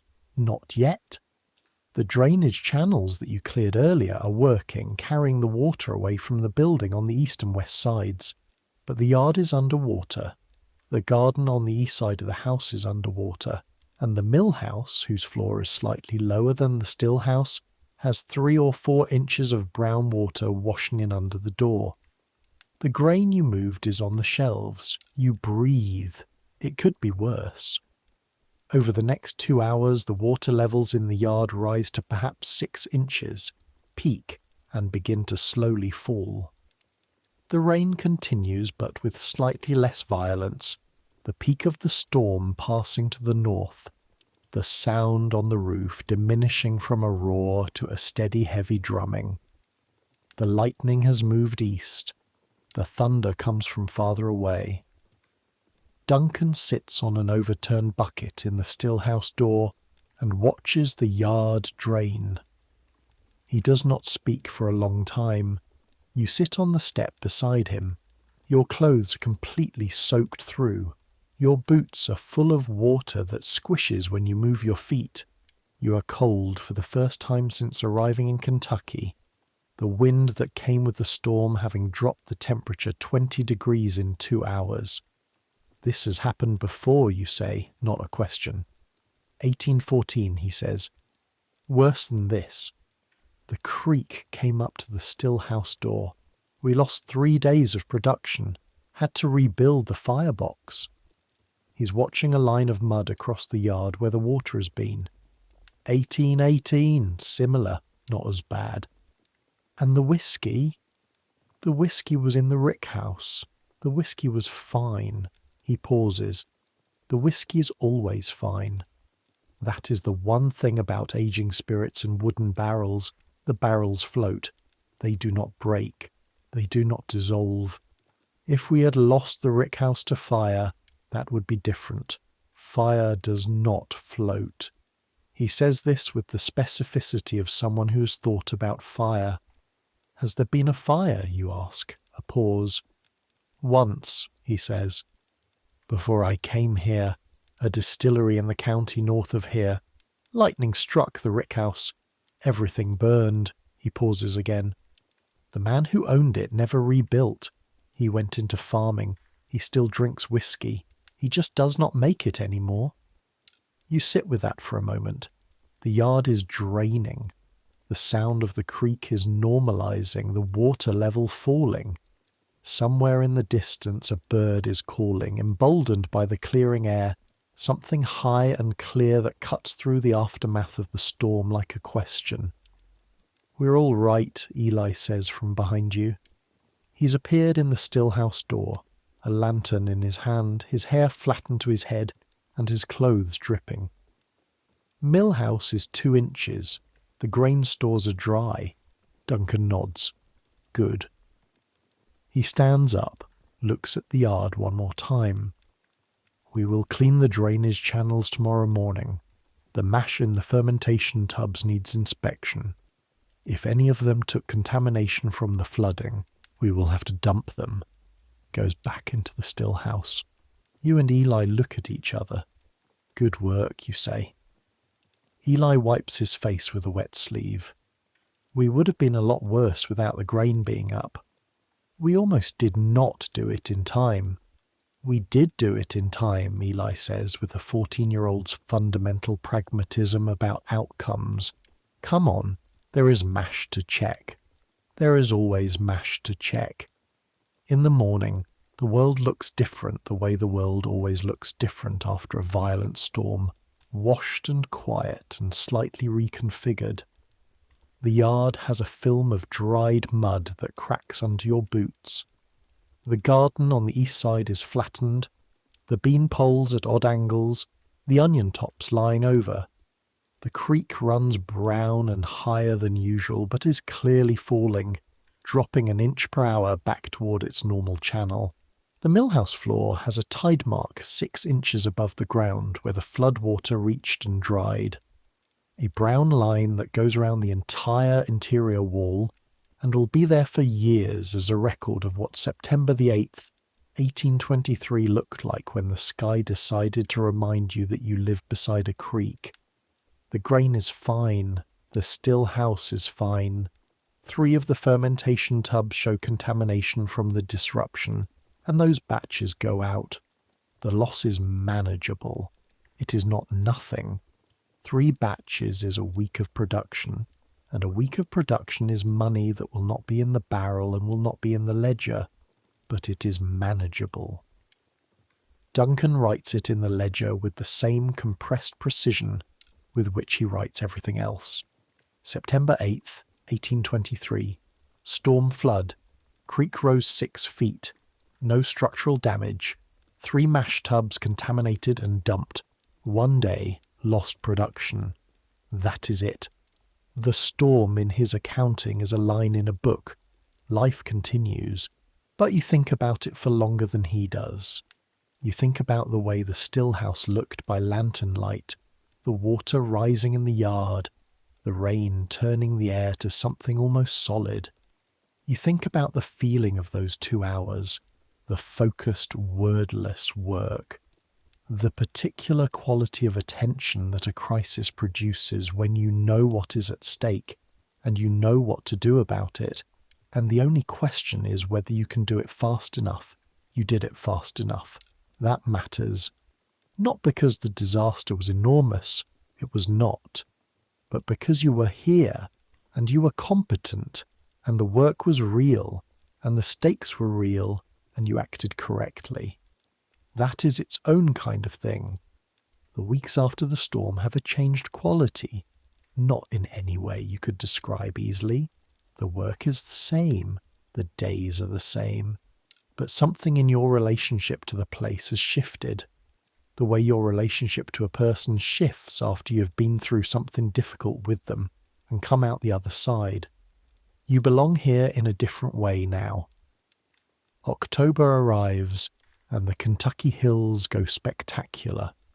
The same hills that were green and oppressive all summer, suddenly alive with red and gold and orange, the sugar maples and the oaks and the beeches doing something with the changing light that makes even Duncan, who is not given to aesthetic observation, stand outside the still house door on a clear October morning and look at the hillside for a long moment before going back to work. The temperature drops. The morning routine changes. The creek water coming through the pipe is colder now, cold enough to shock your hand when you put it in. The mornings are dark longer. You dress in the loft before the light comes, and the cornshuck mattress, which was almost too warm in August, now makes sense in a different way, holding the heat your body makes through the night. The fermentation is slower in cooler temperatures. The yeast works less vigorously, takes longer to chew through the available sugar, the active bubbling period extending from 3 days to 4 or 5. Duncan adjusts the temperature of the still house slightly to compensate, adding a small heating stove to the fermentation room for the first time since you arrived. The charcoal for the stove comes from burning hickory in a covered pit behind the barn, a process that Eli manages with the patient competence he brings to all recurring tasks. The pit smoulders for 2 days and produces a dense black charcoal that burns clean and hot and fills the fermentation room with a smell of wood smoke that layers with the yeast and the mash into something that is purely October in Kentucky. There is also, in October, the beginning of the trip you've been hearing about since you arrived. Not the trip to Bardstown. That is routine. This is the other trip, the one that happens once a season when a load of finished aged bourbon needs to go to market. Not the local market, but the real market. The one that moves this part of the world's commerce, downstream on the Ohio River and eventually all the way to New Orleans. You have heard about this trip the way you hear about things that exist mostly in stories, in references, in the things that Duncan mentions in passing while he is doing something else. The flatboat, the river trade, the men who float goods downstream and come back by road, the whiskey that has been aging in the rickhouse for 2 years, the oldest lot, the barrels from the summer of 1821 that are now just past 24 months, is ready to come out. You help pull the first barrel off the rack. It is heavy in a different way than when you put it in, a heavier way, the whiskey having expanded and contracted with the seasons until some portion of it has become the barrel itself, inseparable, the spirit and the wood having made each other into something neither could have made alone. The bung comes out with a pop, and the smell that comes out of that barrel stops everything in the rickhouse. You have smelled aging bourbon before, the ambient smell of the rickhouse, the ghost of it on everything in the building. But what comes out of this bunghole, concentrated direct, from 2 years of Kentucky weather working on one specific barrel, is something you're not prepared for. It smells like vanilla and caramel and something woodsy and deep, like the inside of an old oak chest that has held something sweet for many years. It smells like the still house, and the copperage, and the grain fields, and the limestone spring all compressed into something liquid and impossibly concentrated. It smells, you realise, like the whole story of how it was made. Duncan tips a small amount from the barrel into a cup, hands it to you. You taste it. This is not the sharp, burning new-make spirit of the still. This has rounded edges. The heat is still there. It is still a strong spirit. But it comes to you through layers, through the vanilla and the caramel and something like dried fruit and something like oak and spice and something you keep reaching for and not quite naming. Something warm and specific that exists nowhere else. Good? Duncan asks. You do not answer immediately. You're trying to pay attention to all of it at once, which is impossible. So you let different elements come forward and recede, the way you might listen to a choir where different voices rise at different moments. Yes, you say finally. What do you taste? The corn, you say. Underneath everything, the grain is still there. The fermentation, the yeast character you talked about. And then the wood, the caramel and the vanilla from the char, you pause. Something else. Something I keep almost identifying. The place, Duncan says. You look at him. The specific character of this limestone water. The specific character of this Kentucky oak. The specific temperature swings of this particular hillside over 2 Kentucky winters and 2 Kentucky summers. You cannot make that anywhere else. You cannot buy it. You cannot replicate it. He takes the cup back, tastes it himself, returns the cup to the barrel stand. That is bourbon. That is why people pay what they pay for it. Because there is no substitute. He goes to the ledger, makes a note. 30 barrels of the 1821 lot are ready to ship. The rest need more time. But 30 barrels at Duncan's price represents a significant transaction, and the transaction requires a trip. You are going on the trip. This was not assumed. It was decided quietly by Duncan, and communicated to you one morning when you arrived at the still house to find him already there and already planning. You will go to Louisville with Eli and the barrels, he says. There is a flatboat operator named Cartwright who trades for goods going downriver. You will negotiate the freight rate. When you reach Louisville, you will meet a factor named Humphreys who handles the New Orleans trade. You will deliver the barrels into his custody and collect the payment and bring it back. A pause. The payment will be in a combination of banknotes and coin. Keep the coin on your person, and the notes in the inside pocket of your coat. Do not tell anyone on the river how much you are carrying. Do not gamble. Do not drink. He looks at you. You are 17. You will be tempted to do all three of those things. Do not. Yes, sir. You will be gone 10 days. Eli knows the river route. He has done it twice. Listen to him. He looks at you one more time. What do I do if something goes wrong, you ask? Duncan looks at you with the patient expression of a man who's had many apprentices ask this question. Figure it out, he says. You've been here 5 months. You know what the whiskey is worth. You know what the freight rate should be. You know what a reasonable transaction looks like. Trust that knowledge. He pauses. If something catastrophically wrong happens, write to me. The post from Louisville takes 3 days. This is not quite the reassurance you are looking for, but it is his version of it, and you understand that. The morning of departure is grey and cool, the kind of October morning that smells of wood smoke and fallen leaves, the hickory trees outside the barn letting go of their leaves in long, slow falls whenever a breeze moves through. The wagon is loaded the night before, 30 barrels carefully arranged in the bed, covered with canvas against the rain, lashed with rope at a dozen points. Duncan stands in the yard as you and Eli climb to the wagon seat. Cartwright, he says, no more than $6 a barrel for the freight.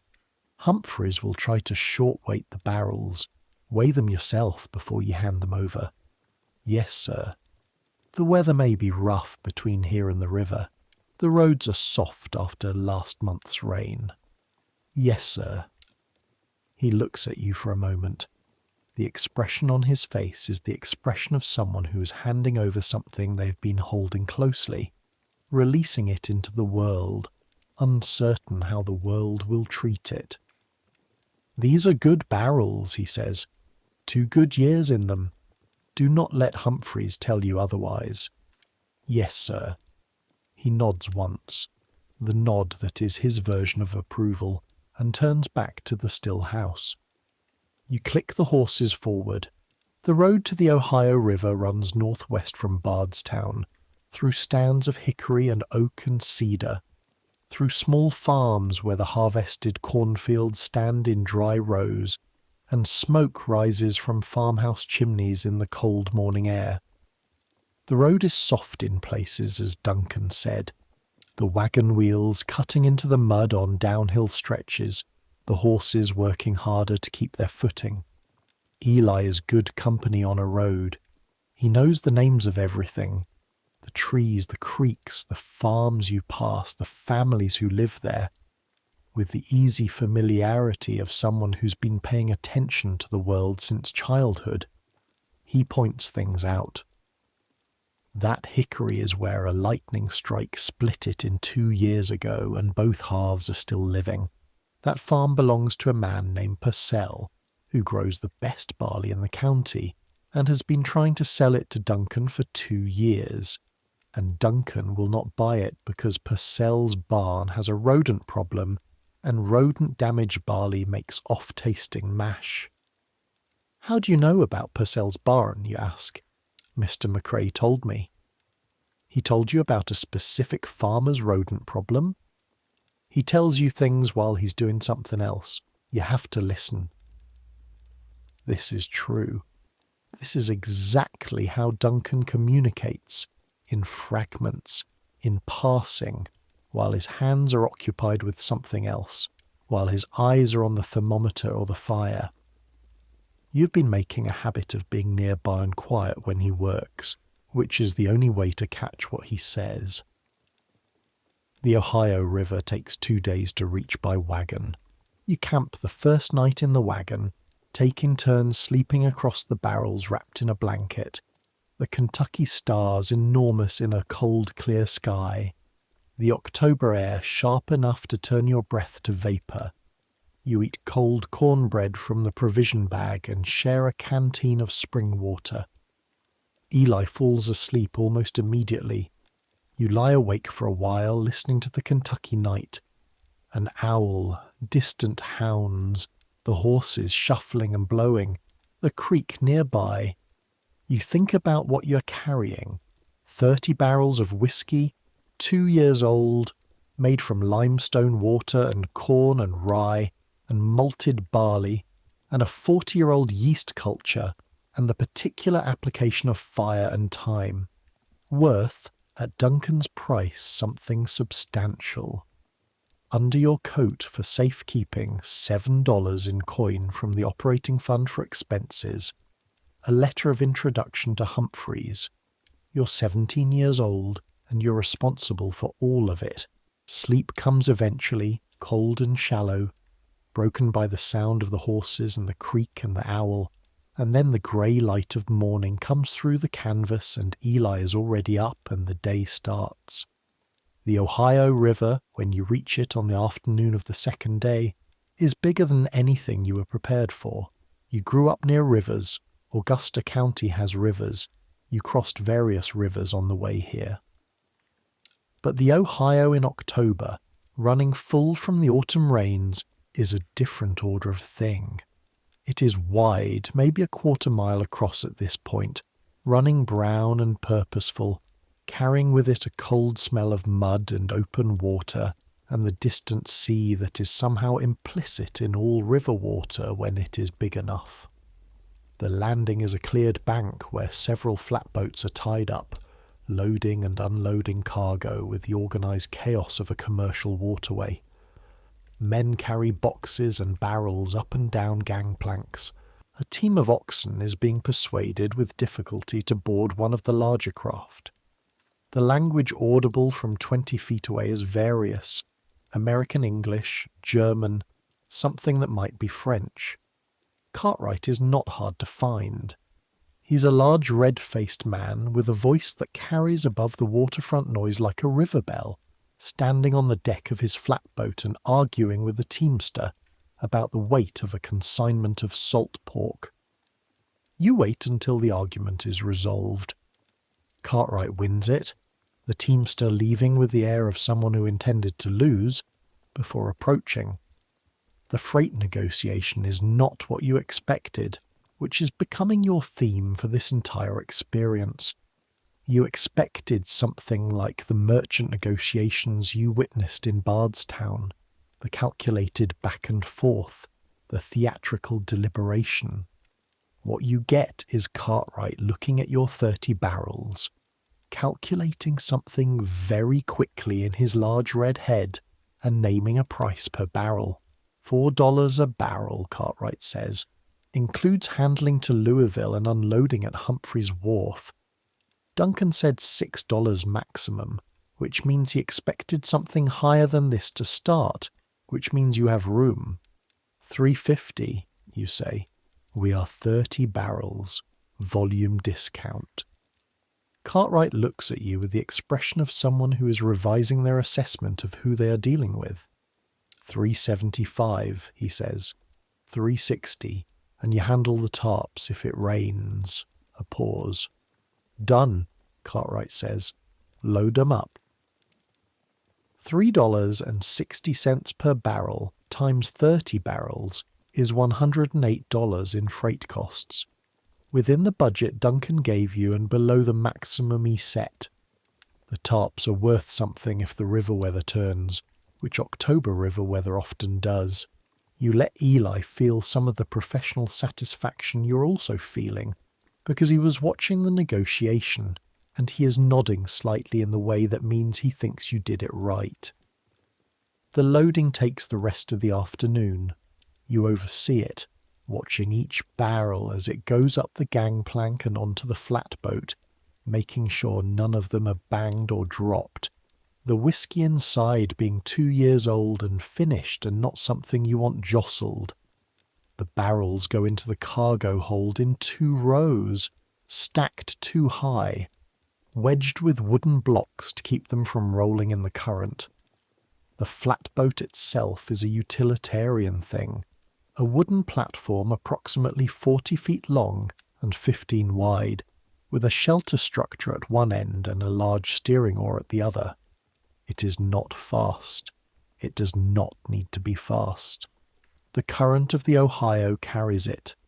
The steerage oar and 2 men with poles are enough to keep it positioned in the river and away from the banks and the sandbars.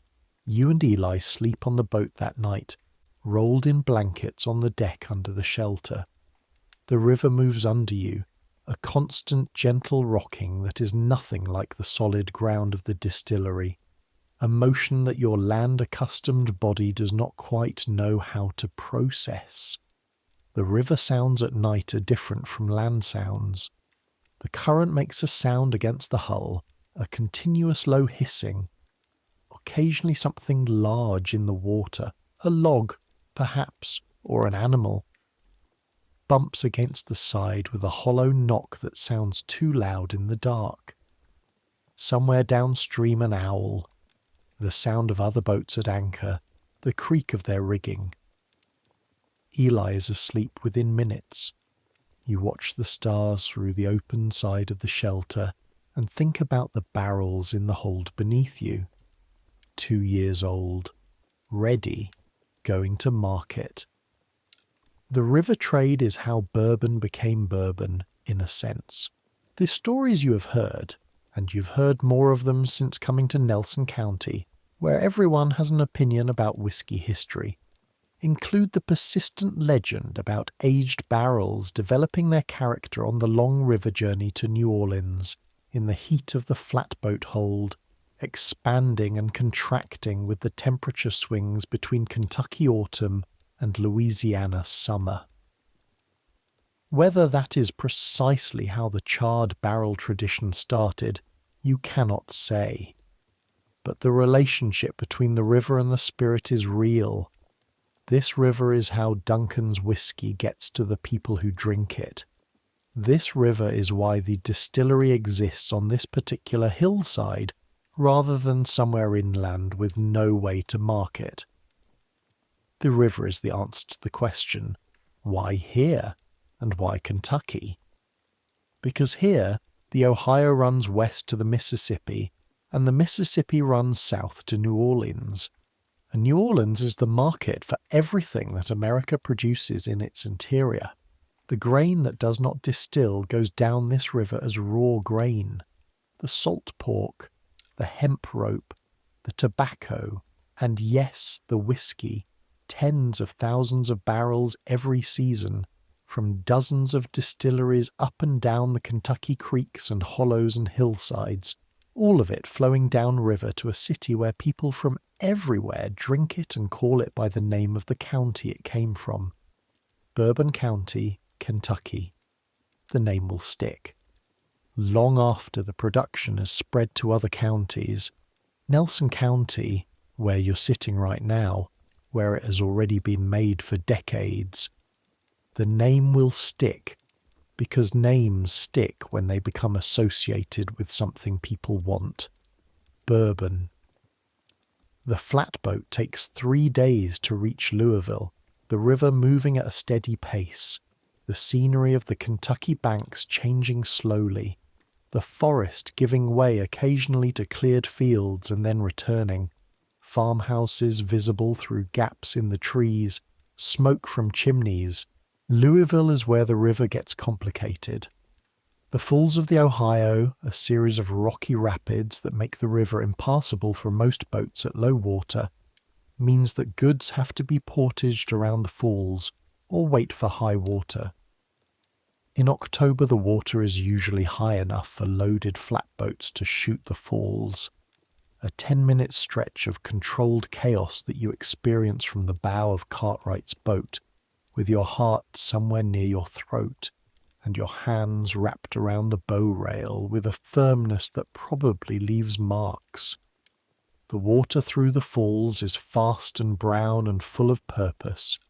The boat slows as the rocks on either side become visible, and then accelerates as the current picks up, the steering oar working hard to keep them centered, the boat bucking and rolling in ways that make the cargo shift and boom in the hold. A spray of cold river water comes over the bow and soaks you from the waist up. Then it is done. The falls are past. The river widens and calms, and Louisville is ahead on the right bank, its wharves and warehouses and boatyards making a busy waterfront that stretches along the south bank for 1/2 mile. You made it. Humphreys is a man in his 50s with a face like a river pilot's, watchful and weathered, who operates his factor business from a warehouse on the second wharf south of the main landing. He receives you with the courtesy of a man who expects to be doing business, which he is. He knows Duncan's name. That helps. McCrae's 1821 lot, he says, running his hand along the side of one of the barrels you've had unloaded into his warehouse. I have sold his previous shipments. No complaints from the buyers in New Orleans. He looks at you over the barrel. You're the new apprentice. James Calloway, sir. Yes. He sent you here alone? With Eli. Humphreys glances at Eli, who is 14 but carries himself as approximately 16, which is a useful quality, and returns his gaze to you. He trusts you to weigh the barrels yourself? He told me to weigh them myself. Then weigh them. The weights are within the expected range. None of the barrels have leaked significantly in transit. The whiskey inside is as it left the rickhouse, 30 barrels of 2-year-old bourbon from Nelson County, entered at 62.5% alcohol and presumably still at approximately that strength. The payment negotiation is brief. Humphreys knows the market. You know Duncan's price. The two things are not far apart and the gap closes quickly. Both of you aware that the barrels are good and the market for good bourbon in New Orleans is steady. You collect the payment. Banknotes from a Louisville bank, generally accepted in Kentucky commercial transactions, and some coin as requested. You put the notes in the inside pocket of your coat and the coin on your person, as instructed. You shake Humphrey's hand. Tell McCrae his whiskey is selling well, he says. The buyers in New Orleans are asking for it by name. More volume next year if he can manage it. I will tell him. And you, Humphrey says. He has a way of looking at people that makes you feel you're being evaluated with some care. You're learning from the right man. McCrae is the best distiller I work with, and I work with 23. Whatever he tells you, pay attention to it. Yes, sir. Good. Safe travels back. You buy a meal in a Louisville tavern, the first proper cooked food you've had in 5 days, and you and Eli sit across from each other in a tavern booth and eat roasted chicken and hot bread with the focused appetite of people who've been eating provisions from a bag in a flatboat. Eli is quiet through most of the meal. Eli is often quiet, but it is a full quiet, a thinking quiet rather than an empty one. What are you thinking about, you ask? He considers. The river, he says. Those fools. Were you scared? Yes. He says this without embarrassment. Were not you? Yes. He nods, as if this confirms something.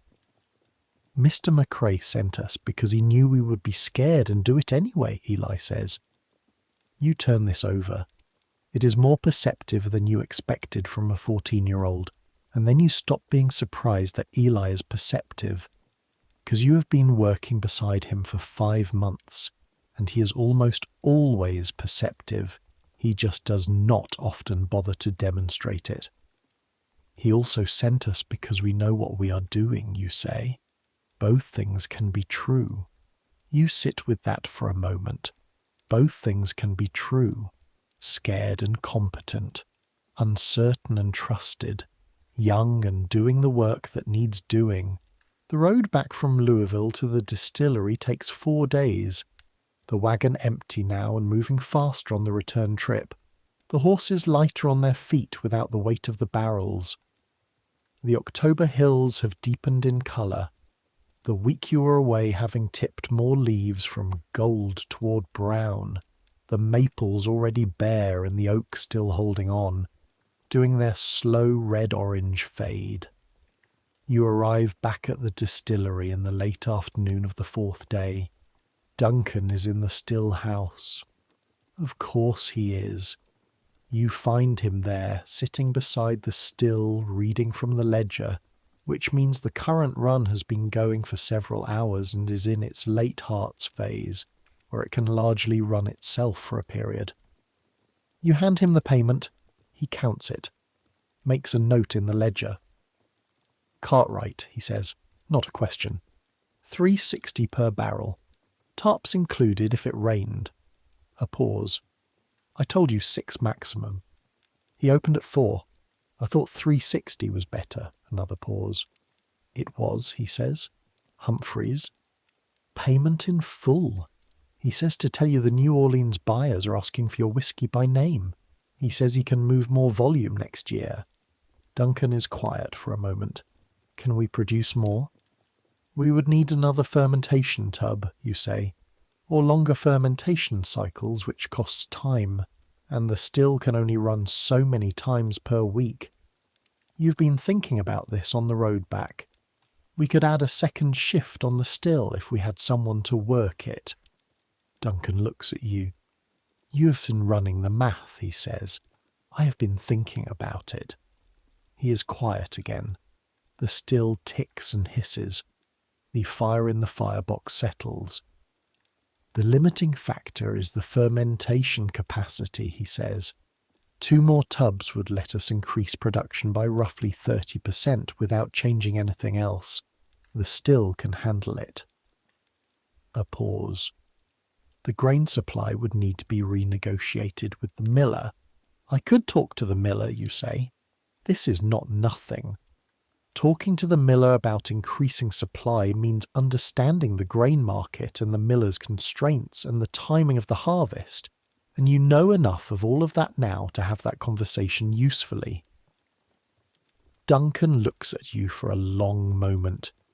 You have been here 5 months, he says. Yes, sir. When I was 5 months into this work, I still did not know the difference between the hearts and the late hearts by smell.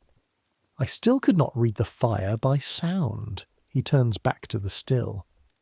You're not those things yet either, but you're closer to them than most are at 5 months. He adjusts the damper on the firebox, reads the thermometer. Go get some supper, he says, and clean those road clothes before you come back into the still house. You smell like a flatboat. You go. But you go with the specific warmth in the chest that comes from having done the right thing, in the right place at the right time. Not a big warmth, not a loud one. The kind that does not announce itself. The kind that stays. November settles in and changes the texture of everything. The days are shorter now and the darkness comes fast in the afternoons. The still house lit by lanterns during the final evening tasks. The circle of lantern light making the copper still look warmer than it is, amber-coloured and alive. The cold has come properly, not the crisp October cold, but the serious November cold, the kind that makes you keep your coat on in the still house even with the firebox running. The limestone spring water is colder than ever. You are filling the cooling chest by hand in the mornings, and your hands go numb within the first minute, the water so cold it seems to have a weight to it, a density that room temperature water does not have. Duncan has started letting you run certain phases of the distillation by yourself. Not the full run, you're not there yet, but the setup, the charge, the monitoring of the early stages while he attends to other things. You stand beside the thermometer and watch the mercury and wait for the foreshots to come over and make the call to switch collection vessels. And you get it right every time, and you know you get it right because you can taste the difference. And because the ledger's notes on those runs use Duncan's word clean, which is his highest praise. Eli, in November, has a birthday. He is 15. Margaret, Duncan's sister who manages the household, and has been doing so for 12 years with the quiet efficiency of someone who long ago made peace with the fact that the work is never done. Makes a cake from cornmeal and dried apple that is modest and slightly lopsided, and the most appreciated food you've eaten since arriving in Kentucky. You eat it in the farmhouse kitchen, the three of you plus Margaret, around the table that has served every meal at Limestone Spring Distillery since long before you arrived. She delivers an observation on the evening of Eli's birthday with the quiet precision of someone who's been composing it for some time. "James," she says, "Mom, you have started tasting the mash before it goes in the tubs. I have seen you." Mr. McCrae said to taste everything. He does, and now you do. Most apprentices do not start tasting the mash for months. They're afraid of getting it wrong. You do not know what to say to this. You've stopped being afraid of getting it wrong, she says. That is different from actually getting it right consistently, which you're not quite at yet. But the willingness to taste and learn from what you taste is the first step. She refills Eli's cup. Duncan will not tell you that, she says. He expects you to notice it yourself. I'm telling you because you should know. Eli, across the table, is very carefully not looking at you. He has a birthday cake expression of studied neutrality that means he thinks what Margaret just said is important and also slightly embarrassing for you, and he is choosing to be diplomatically elsewhere in his attention. Later, in the loft, after the cake and after the dishes and after the routine evening tasks, you lie on your corn shuck mattress and think about what Margaret said. Willingness to taste and learn from what you taste. It sounds simple. It is not simple. The mash tastes different at different stages, and the differences are subtle, and the interpretation of those differences requires a framework of comparison that you are still building. But you are building it. Every time you taste something, you are adding data to the framework. Every time you taste a fermentation at the start versus the end, every time you taste the new make spirit versus something 6 months into a barrel versus something 2 years old, you are building the map of what bourbon is supposed to taste like at each stage of its life. Duncan has that map fully rendered from 30 years of looking at it from every angle. You have the beginning of it, a sketch in pencil where his is a complete painting, but the sketch is starting. December comes and changes the farm's relationship to the world. The days are short and cold, and the work is harder in the cold, everything requiring slightly more effort. The copper of the still taking longer to warm up in the mornings, the fermentation tubs needing more monitoring because the cold slows the yeast, and you can have a stuck fermentation not from heat, but from insufficient warmth. You have been at Limestone Spring Distillery for 7 months. Your $2 a week has accumulated to something, not wealth, but substance. Money that represents actual time and actual work, different from anything you've had before. You've sent money home twice, small amounts, more token than substantial, but your mother's letter back was careful and warm, and she noted that the handwriting has changed, which it has. You have been practicing in the loft by lantern light during the long evenings, copying from the only book in the loft, a pamphlet about agricultural drainage that was left there by a previous occupant and which you've now read 11 times. The Kentucky winter is not the most brutal you will ever encounter, but it has opinions. The creek freezes at the edges in December and fully in January, the ice forming from the bank inward, and when you fetch water from the spring in January you have to break through a 1/4 inch of ice on the pipe mouth before the water will come. Your boots have finally given out completely, and Duncan, who notices everything without apparently looking at anything, gives you a pair of his own that are 3 sizes too big but otherwise serviceable, packed at the toe with rags, and this is Duncan McRae's version of generosity. This is him expressing something that he would not express in any other currency. The still house in January has a particular quality of warmth that you appreciate for the first time. All summer you cursed the heat of the firebox, the way the still house trapped warmth, the way the steam from the cooker vat turned the air thick. In January, those same properties make the still house the warmest place on the property. The firebox radiates, the steam warms, the copper of the still holds the heat and gives it back slowly. You spend January evenings in the still house when you can, after the work is done but before the darkness makes the lantern too expensive to burn for long, sitting on the bench near the firebox and listening to the still cool, and thinking about the barrels in the rickhouse outside, the new barrels from your summer runs aging in the winter cold, the whiskey contracting back from the wood, pulling with it something of the char and the oak that it will carry for the rest of its life. You have started to understand what Duncan means when he says the barrel is working. The barrel is not passive. It is doing something continuous and irreversible. This slow exchange between the spirit inside and the wood outside and the cold of winter is part of that exchange, just as the heat of summer is, each season doing something different to the relationship. You cannot rush it. You cannot help it along. You can only make sure the barrel is right and the spirit going into it is right, and the rickhouse conditions are as right as you can manage, and then you leave it to time. This is the hardest thing about distilling, not the physical work, which is hard, not the learning, which is complicated.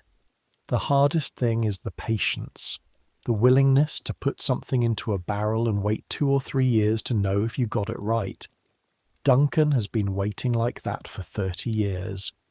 He is waiting right now with every barrel in that rickhouse. He made decisions in 1820 and 1821 that he will not know the final result of until next year or the year after. You think about this a great deal in January.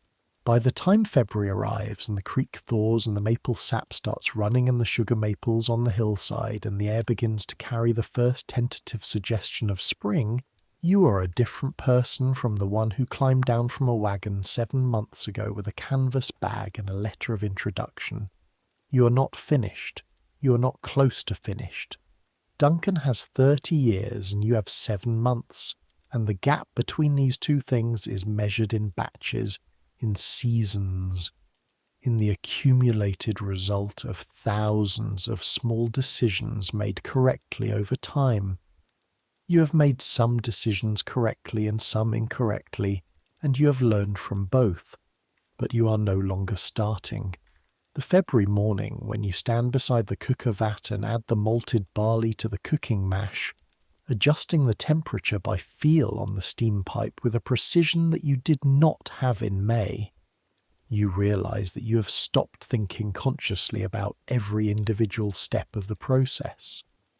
The process has become something you do the way you walk, through learned automatic competence, the individual movements absorbed so thoroughly that they no longer require deliberate thought. This leaves your mind free, while your hands are busy with the mash to think about why this particular ratio of corn to rye to barley, why this water, why this yeast, why these temperature windows, why the specific char level that Duncan specifies to Heinz, why the entry proof for the barrel. You're starting to understand the why of things, not just the how. Duncan notices this too, in his way. You asked me last week why we use back-set from the previous fermentation, he says one morning. This is true. You asked it. Yes, sir. What is your current understanding of why? The back-set is acidic, you say. Adding it to the new mash drops the pH. Lower pH inhibits competing bacteria, wild bacteria that might be in the corn or the water. While leaving the Saccharomyces yeast we're using relatively unaffected, so we get a cleaner fermentation with less risk of bacterial infection. A pause. That is mostly right, Duncan says. The mechanism is slightly more complex, but the result is what you said. The sour mash process makes each fermentation more predictable, more consistent batch to batch. He is stirring the mash as he says this. When did you work this out? Over the winter. I kept thinking about why the flavour is so consistent from batch to batch when there are so many variables. And the back set is the answer to the consistency question. Part of it. The yeast culture is another part. The consistent grain bill, the consistent still. The water, he adds. The water? He nods once and goes back to stirring. You stand there for a moment, feeling the weight of the paddle in your hands, the resistance of the mash, the heat coming up from the cooker vat in the February cold. 7 months ago you did not know what back set was. You did not know what a still looked like from the inside.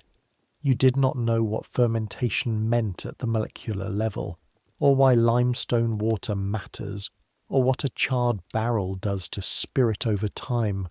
You know now, not everything, not nearly everything, but enough to understand the shape of what you do not know yet. That is something. That is actually something.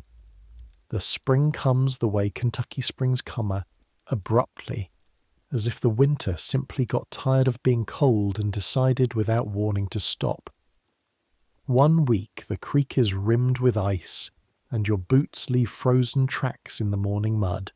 The following week the air smells of wet earth, and something green, the willow by the creek going golden with new growth, the robin doing its territorial announcement from the hickory tree at 5 in the morning. You are still here. Eli is still here. Duncan is at the still. There is mash to cook and fire to tend and barrels to roll, and the Kentucky morning is cold and the still house is warm, and outside the new leaves are coming in on the hillside and inside the rick house, in the dark and the changing Kentucky air. Hundreds of barrels of whiskey are doing what they were always going to do, becoming what they were always going to become. You pick up the paddle. The mash is warm under your hands. It smells of corn and rye and the 40-year-old yeast culture working in the ceramic crock in the corner of the still house. You start to stir. This is the work. This has always been the work. Not the romance of the still or the poetry of the aging barrel, not the trip down river or the sail to the factor in Louisville, not any of the stories you'll tell someday to people who ask you how bourbon gets made. This is the work. The paddle in the mash, the fire under the still, the careful attention to what the ingredients are doing and what they need, the patient stewardship of something that is taking its own time to become itself. There is a conversation you have with Duncan in April that you will think about for a long time afterward. It happens in the still house in the evening, after the day's run, the still cooled and the collection done, and the spirit in its holding vessel, and the day's entry written in the ledger. Duncan is cleaning the line arm with a copper rod and soft cloth, a meticulous process that involves running the cloth through the narrow pipe at intervals to check for deposits. Why distilling, you ask him. He does not look up. What do you mean? You came from Pennsylvania. You could have farmed. Your father farmed. My grandfather was a distiller in Ayrshire. My father distilled on the side, grain whiskey mostly, not this kind. He draws the cloth through the line arm, examines what comes out. When I came to Kentucky, I knew how to distill, and I had a strong back, and I had a letter from my father's factor that was good enough to get me work. With a distillery. With a distillery. A pause. The rest was 30 years. Do you ever think about doing something else? A longer pause. What else would I do?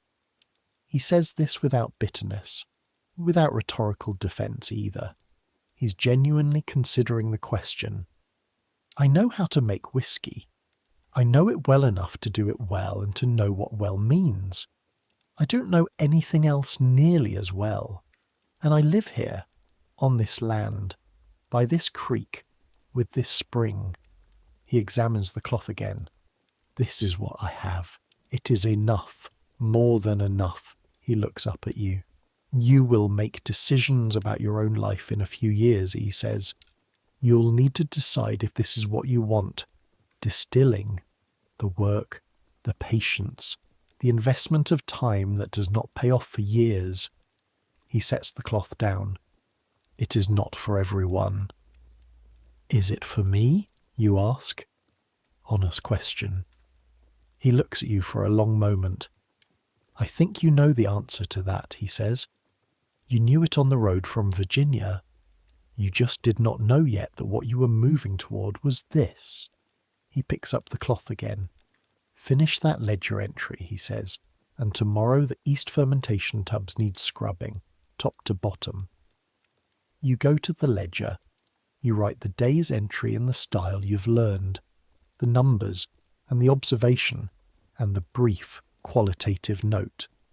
April 14th, 1824, third run of the spring cycle, hearts clean, tails separated correctly, yield within normal range. New make spirit, clean grain character, slight floral note from fermentation. Good, good. Duncan's word, the highest word in his vocabulary for the quality of a thing. You've written it about your own work. You sit with that for a moment, then you close the ledger and go to bank the evening fire. The summer of 1824 is different from the summer of 1823, though the work is the same and the days are the same length, and the Kentucky heat is the same specific weight on everything it touches. The difference is in what you know and what you do not have to think about anymore. The grinding and the cooking and the fermentation management and the still operations and the barrel rolling and the rickhouse monitoring. These things happen now through a kind of competence that has sunk below the level of deliberate thought. Your hands know what to do. Your nose knows what to smell for. Your ears know what the fire should sound like. This frees something in your mind. Frees it for the why, for the ongoing questions about what bourbon is and where it comes from and where it is going. The questions that do not have fixed answers, that you will be working out for years. You have also started going to Bardstown on your own sometimes, on Sunday mornings when the shop is closed and the distillery is quiet, and you have a few hours that belong entirely to you. You walk the 5 miles rather than taking the wagon, a decision that starts out practical. You do not want to bother with the horses on a day off, and becomes, over the summer, one of the things you look forward to most. 5 miles on a summer morning in Kentucky, through the hickory and oak forest that lines the creek road, the air full of bird song and the smell of the earth warming up after the cool of the night. In Bardstown you buy a cup of coffee at the hotel dining room, which is the only place in town that reliably has it, and you sit at a table and watch the town happen around you. You are not Duncan, conducting business. You are not Eli, looking for something to eat. You are just a person sitting in a town on a Sunday drinking coffee and belonging, in a small but real way, to this place. The town of Bardstown in 1824 is not large. A few hundred people maybe, plus the surrounding farms that use it as a commercial centre.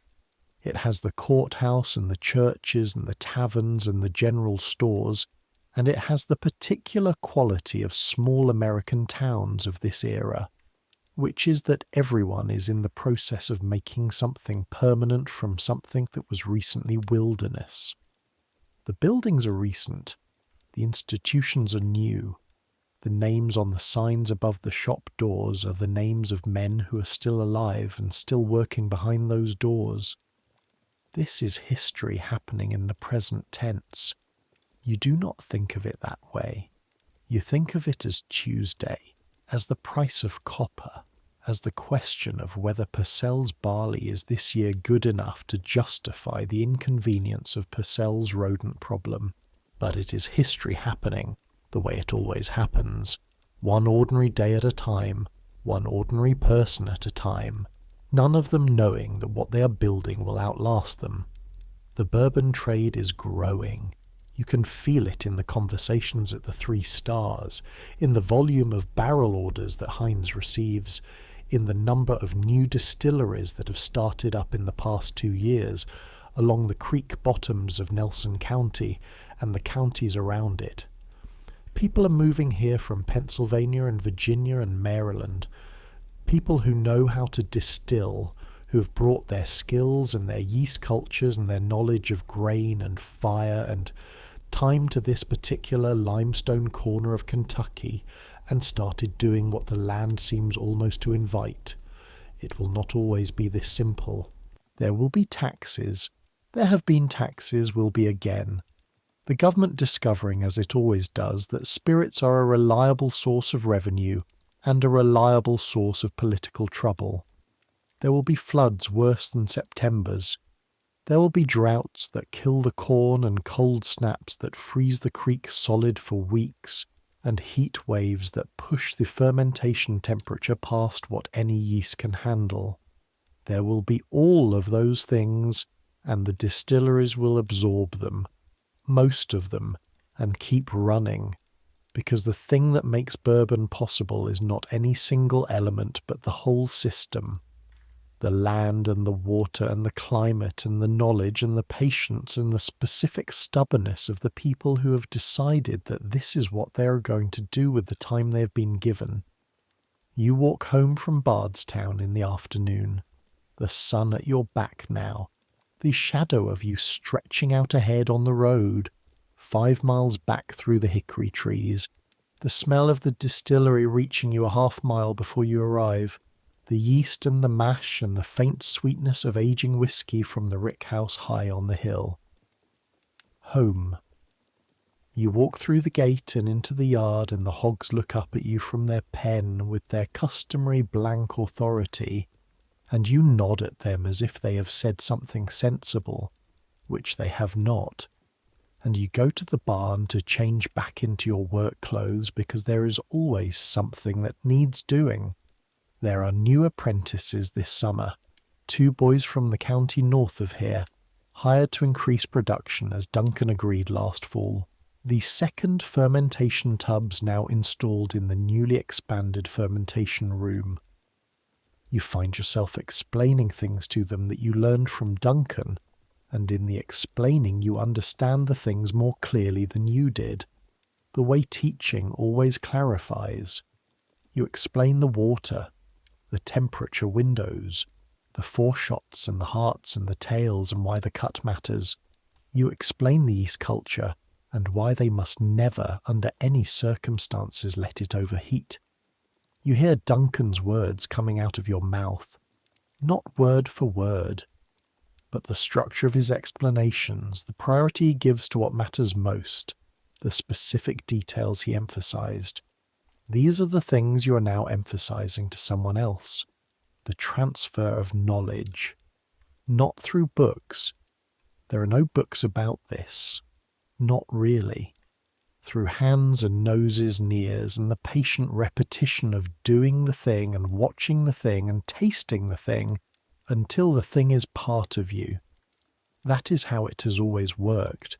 And that is how it works now, and that is how it will work long after both you and Duncan McRae are dust, and the limestone spring is still running cold and clear down the hillside into the distillery that is still, in some form, doing what it has always done, making something the land can only make here.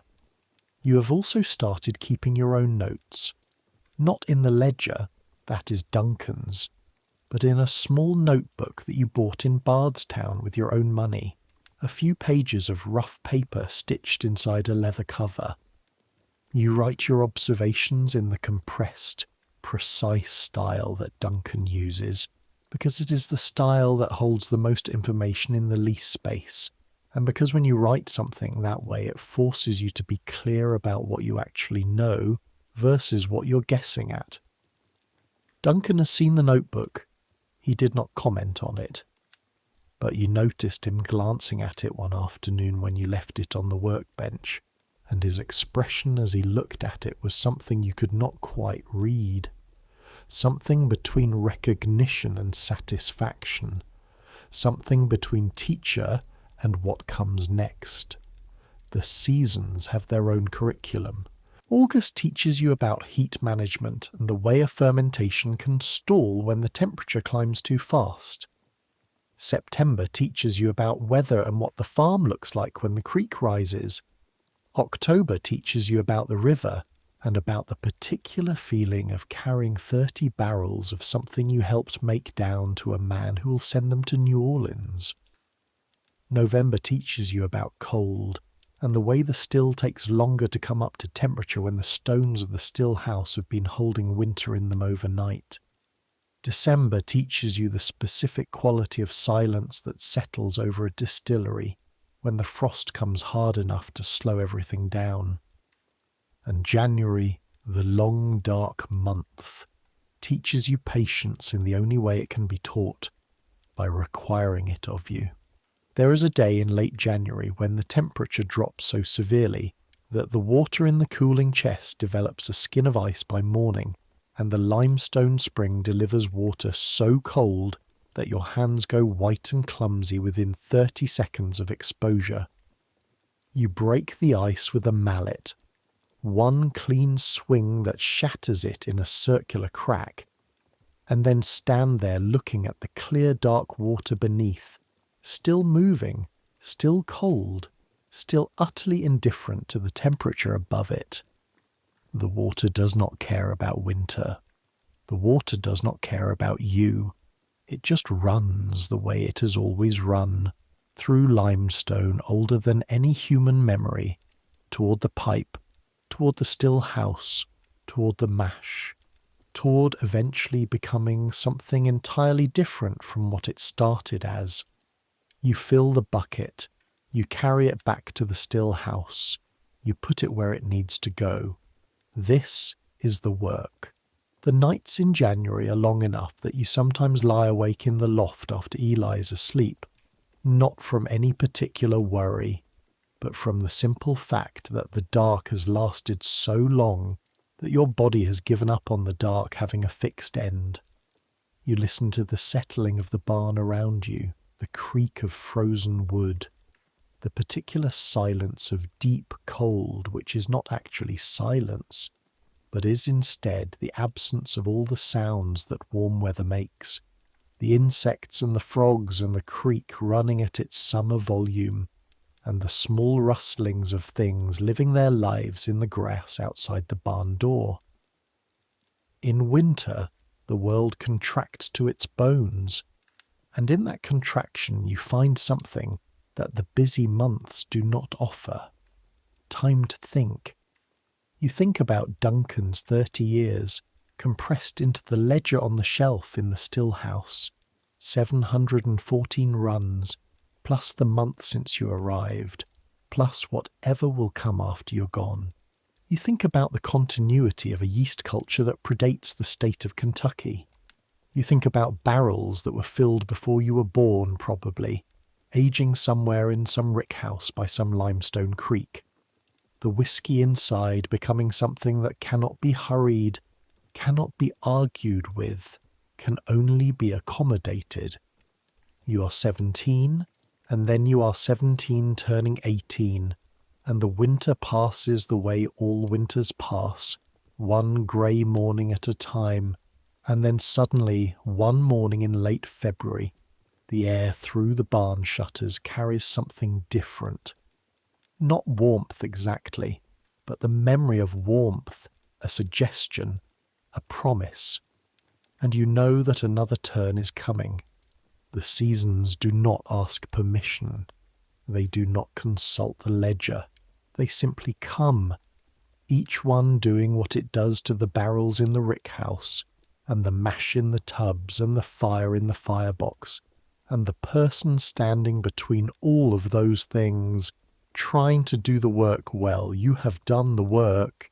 You are still doing the work, and you will keep doing it, season after season, year after year, until the patterns are so deep in you that you become indistinguishable from them. The way a river stone becomes its own smoothness, worn by the water that has passed over it for so long that the stone and the water's path through time are no longer separate things. The July evenings are long and warm, and the lightning bugs come out over the cornfields at dusk, and the whole of Nelson County smells of ripening corn and the creek, and something slightly sweet from the distillery that is soaked into the air of this valley so thoroughly that it has become part of the place itself, inseparable from it, the way the limestone is inseparable from the water. You sit on the step outside the still house on an evening in late July and listen to the crickets and the creek and the distant complaint of the hogs and the specific ticking of the copper as it cools, and you think, this is it. Not a dramatic thought, not a conclusion that announces itself, just a recognition, quiet and complete, that this is where you are, this is what you are doing, and it is the thing you were moving toward when you left Virginia 14 months ago, with a canvas bag and a letter of introduction, and a hope that you could not have named then but that you can name now. Eli comes and sits beside you on the step. Long day, he says. Long summer. Good summer. You consider this. Yeah, you say. Good summer. The creek babbles. An owl calls from the hickory trees. The still house is warm behind you, cooling slowly, the copper full of the day's work. In the rick house on the hillside, the barrels from your first summer are 14 months old and getting closer to what they are going to be. In the fermentation room, the new mash is doing what it does in the dark and the warmth, the yeast and the sugar making their ancient exchange. Everything is working. Everything is doing what it was always going to do, given the right conditions and the right patience and the right attention. The lightning bugs pulse over the cornfields. Green gold sparks in the blue dark air of the Kentucky evening. You close your eyes. The sounds of the distillery settle around you. The creek, the cooling copper, the distant hogs, the corn moving in a slight breeze from the south. These sounds are home now. Not the sounds you grew up with. Those are faded to memory. The specific creek near your father's house. The particular way the wind moved through the Virginia hills. This is the creek you know now. This is the wind you know now. Everything that was strange is known. Everything that was frightening is simply the work that needs to be done. Everything that was too big to hold has found its place in the ledger, in the notebook, in the hands that move now without conscious instruction through the processes they have learned. The evening deepens. The lightning bugs multiply over the corn. The first stars appear through the thin layer of cloud that has been building since afternoon, a weather system moving up from the south, probably rain by morning, which means the fermentation rooms need to be checked for temperature, and the drains need to be clear, and the still house drainage plug needs to be pulled. Tomorrow's concerns, not tonight's. Tonight there is just this, the step, the evening, the sounds of the place you have made your own by the accumulation of days. Your hands are calloused now the way Duncan's are, though not as deep, not with the same years in them. They are the hands of someone who works. They know the weight of a copper paddle and a barrel stave and a 50-pound grain sack. They know the difference between the temperature of water that is right for yeast and water that is too hot for it. They are becoming what they will be. You let the evening have the last word. The lightning bugs keep their signal going over the dark corn. Green gold, green gold, green gold. The creek runs on. The barrels in the rick house do their slow and patient work, and the limestone spring on the hillside above flows cold and clear through all of it, tasting like nothing, which is to say tasting like everything that bourbon will eventually become. You stay on the step until the first drops of rain start, light and tentative, tapping on the cedar shingles above the still house door. Then you go inside. There is always something to do inside. That is the nature of this work. The work does not finish. The work cycles, the way the seasons cycle, the way the river cycles, the way the whiskey cycles through its own stages from grain to mash, to spirit, to barrel, to something that exists in no other form anywhere on earth. You will be here for the rest of this year, and likely the year after that. You will make mistakes you have not made yet, and learn things you do not know yet. You will taste your first summer's barrels when they come out of the wood in the fall, and you will discover what 14 months in a Kentucky rickhouse has done to the work of your beginning hands. And then you will put more barrels in and wait again. That is the work. The rain begins in earnest now, a soft, steady Kentucky summer rain that fills the night air with the smell of wet earth and wet leaves, and the creek rising slightly and the corn drinking it in. You close the still house door, bank the evening fire, check the drainage, write the day's final note in the notebook. Then you walk through the warm summer rain to the barn, the water soft on your face and your hands, the lantern throwing a circle of yellow light that moves with you across the yard, the loft, the corn shuck mattress, the blanket, the sound of the rain on the cedar shingles above your head, regular and patient and undemanding. Somewhere outside, an owl is calling, the creek is running, the still house is cooling in the rain. 230-something barrels of whiskey are aging in the dark of the rick house, doing what they were always going to do, becoming what they were always going to become, and nothing about that process requires your participation right now. Right now, they just need time, and so do you. You close your eyes. The rain on the roof is the last thing you hear clearly. That soft, continuous percussion that fills the air like a lullaby, like water finding its own level in every available space. The corn in the fields drinking, the creek in its bed carrying, the spring on the hillside running cold and clear through limestone for longer than anyone alive can remember. Kentucky, in the rain, at night, in summer. These things keep going without you, the way they kept going before you arrived, the way they will keep going after you're long gone, and someone else's hands are on the paddle and someone else's nose is learning to read the still. What you made here will be tasted by people you will never meet. What you learned here will go with you wherever you go. The rain comes down, the barrels age, and the limestone spring runs cold and clear through all of it, tasting like nothing, which is to say tasting like everything that bourbon will eventually become. You're already asleep before you know you are asleep. That is what happens when you are warm enough, fed enough, tired enough, safe enough. The boundary between thinking and not thinking simply dissolves, the way mist dissolves when the morning sun hits it. There is no dramatic moment of surrender. Just the rain on the roof, steady and patient.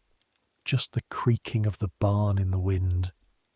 Just the long, slow loosening of everything that held the day together, muscle by muscle, thought by thought, until there is nothing left but the dark and the sound of the rain, and the deep, uncomplicated relief of a body that has done what it was built to do, Tomorrow will come soon enough.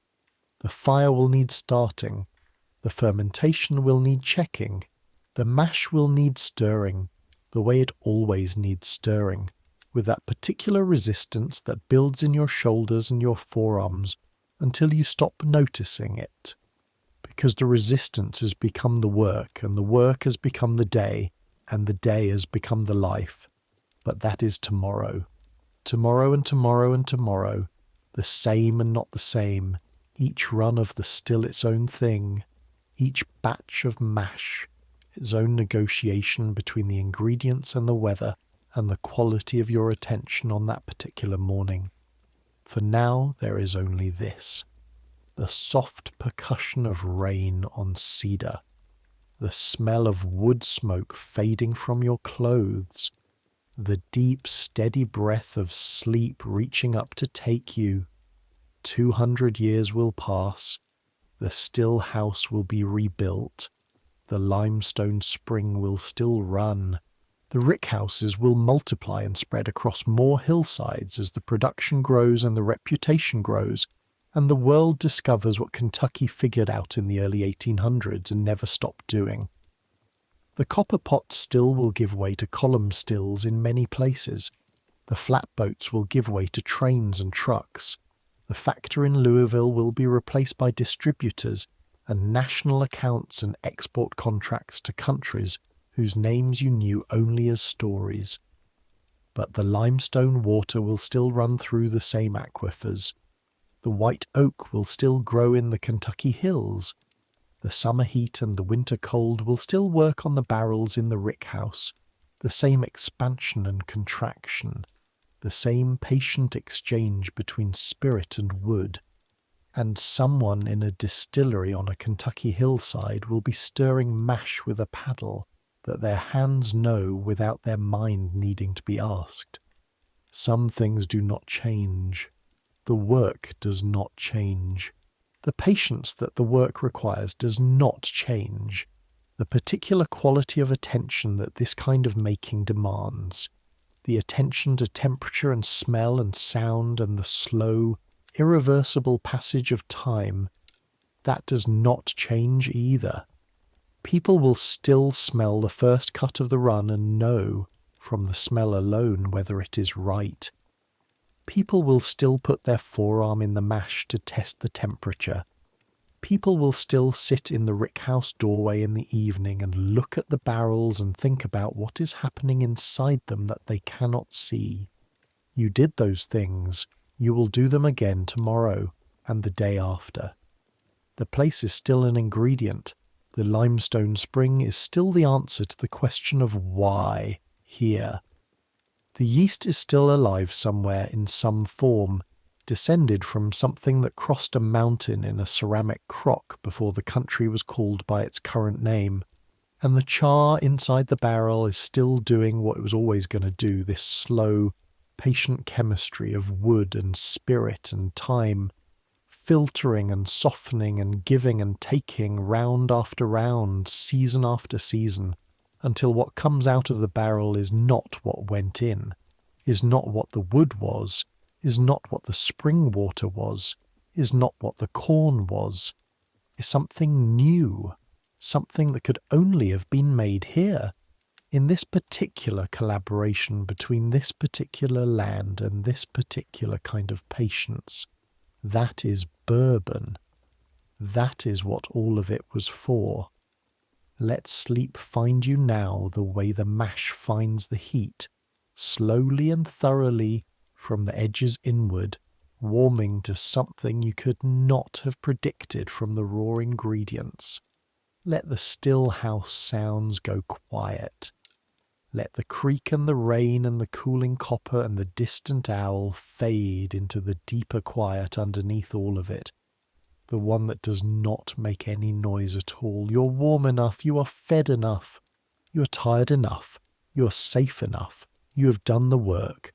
The day was long and the fire burned clean and the cut was right, and the barrels are where they should be, and the mash in the tubs is doing what it was put there to do. And the limestone spring runs on, and the barrels age in the dark, and the Kentucky rain comes down on the cedar roof above your head, steady and patient and kind. Let it come. Let sleep take you the way the river takes everything eventually, slowly, without argument, without rush, without any announcement at all. Let the world fade. Let the noise quiet. Let your hands unclench and your shoulders drop, and the long accumulated weight of all those paddle strokes and barrel rolls and early mornings and late evenings simply go, released into the dark room around you like heat from a stone that has been holding it all day. You have earned this rest. Take it, and dream, if you dream, of the thing you are slowly becoming, of the morning that will come, and the fire that will need starting, and the mash that will need stirring, and all of it waiting for you, patient as a barrel in a rickhouse, patient as limestone water finding its way to the spring, patient as time itself. Good night.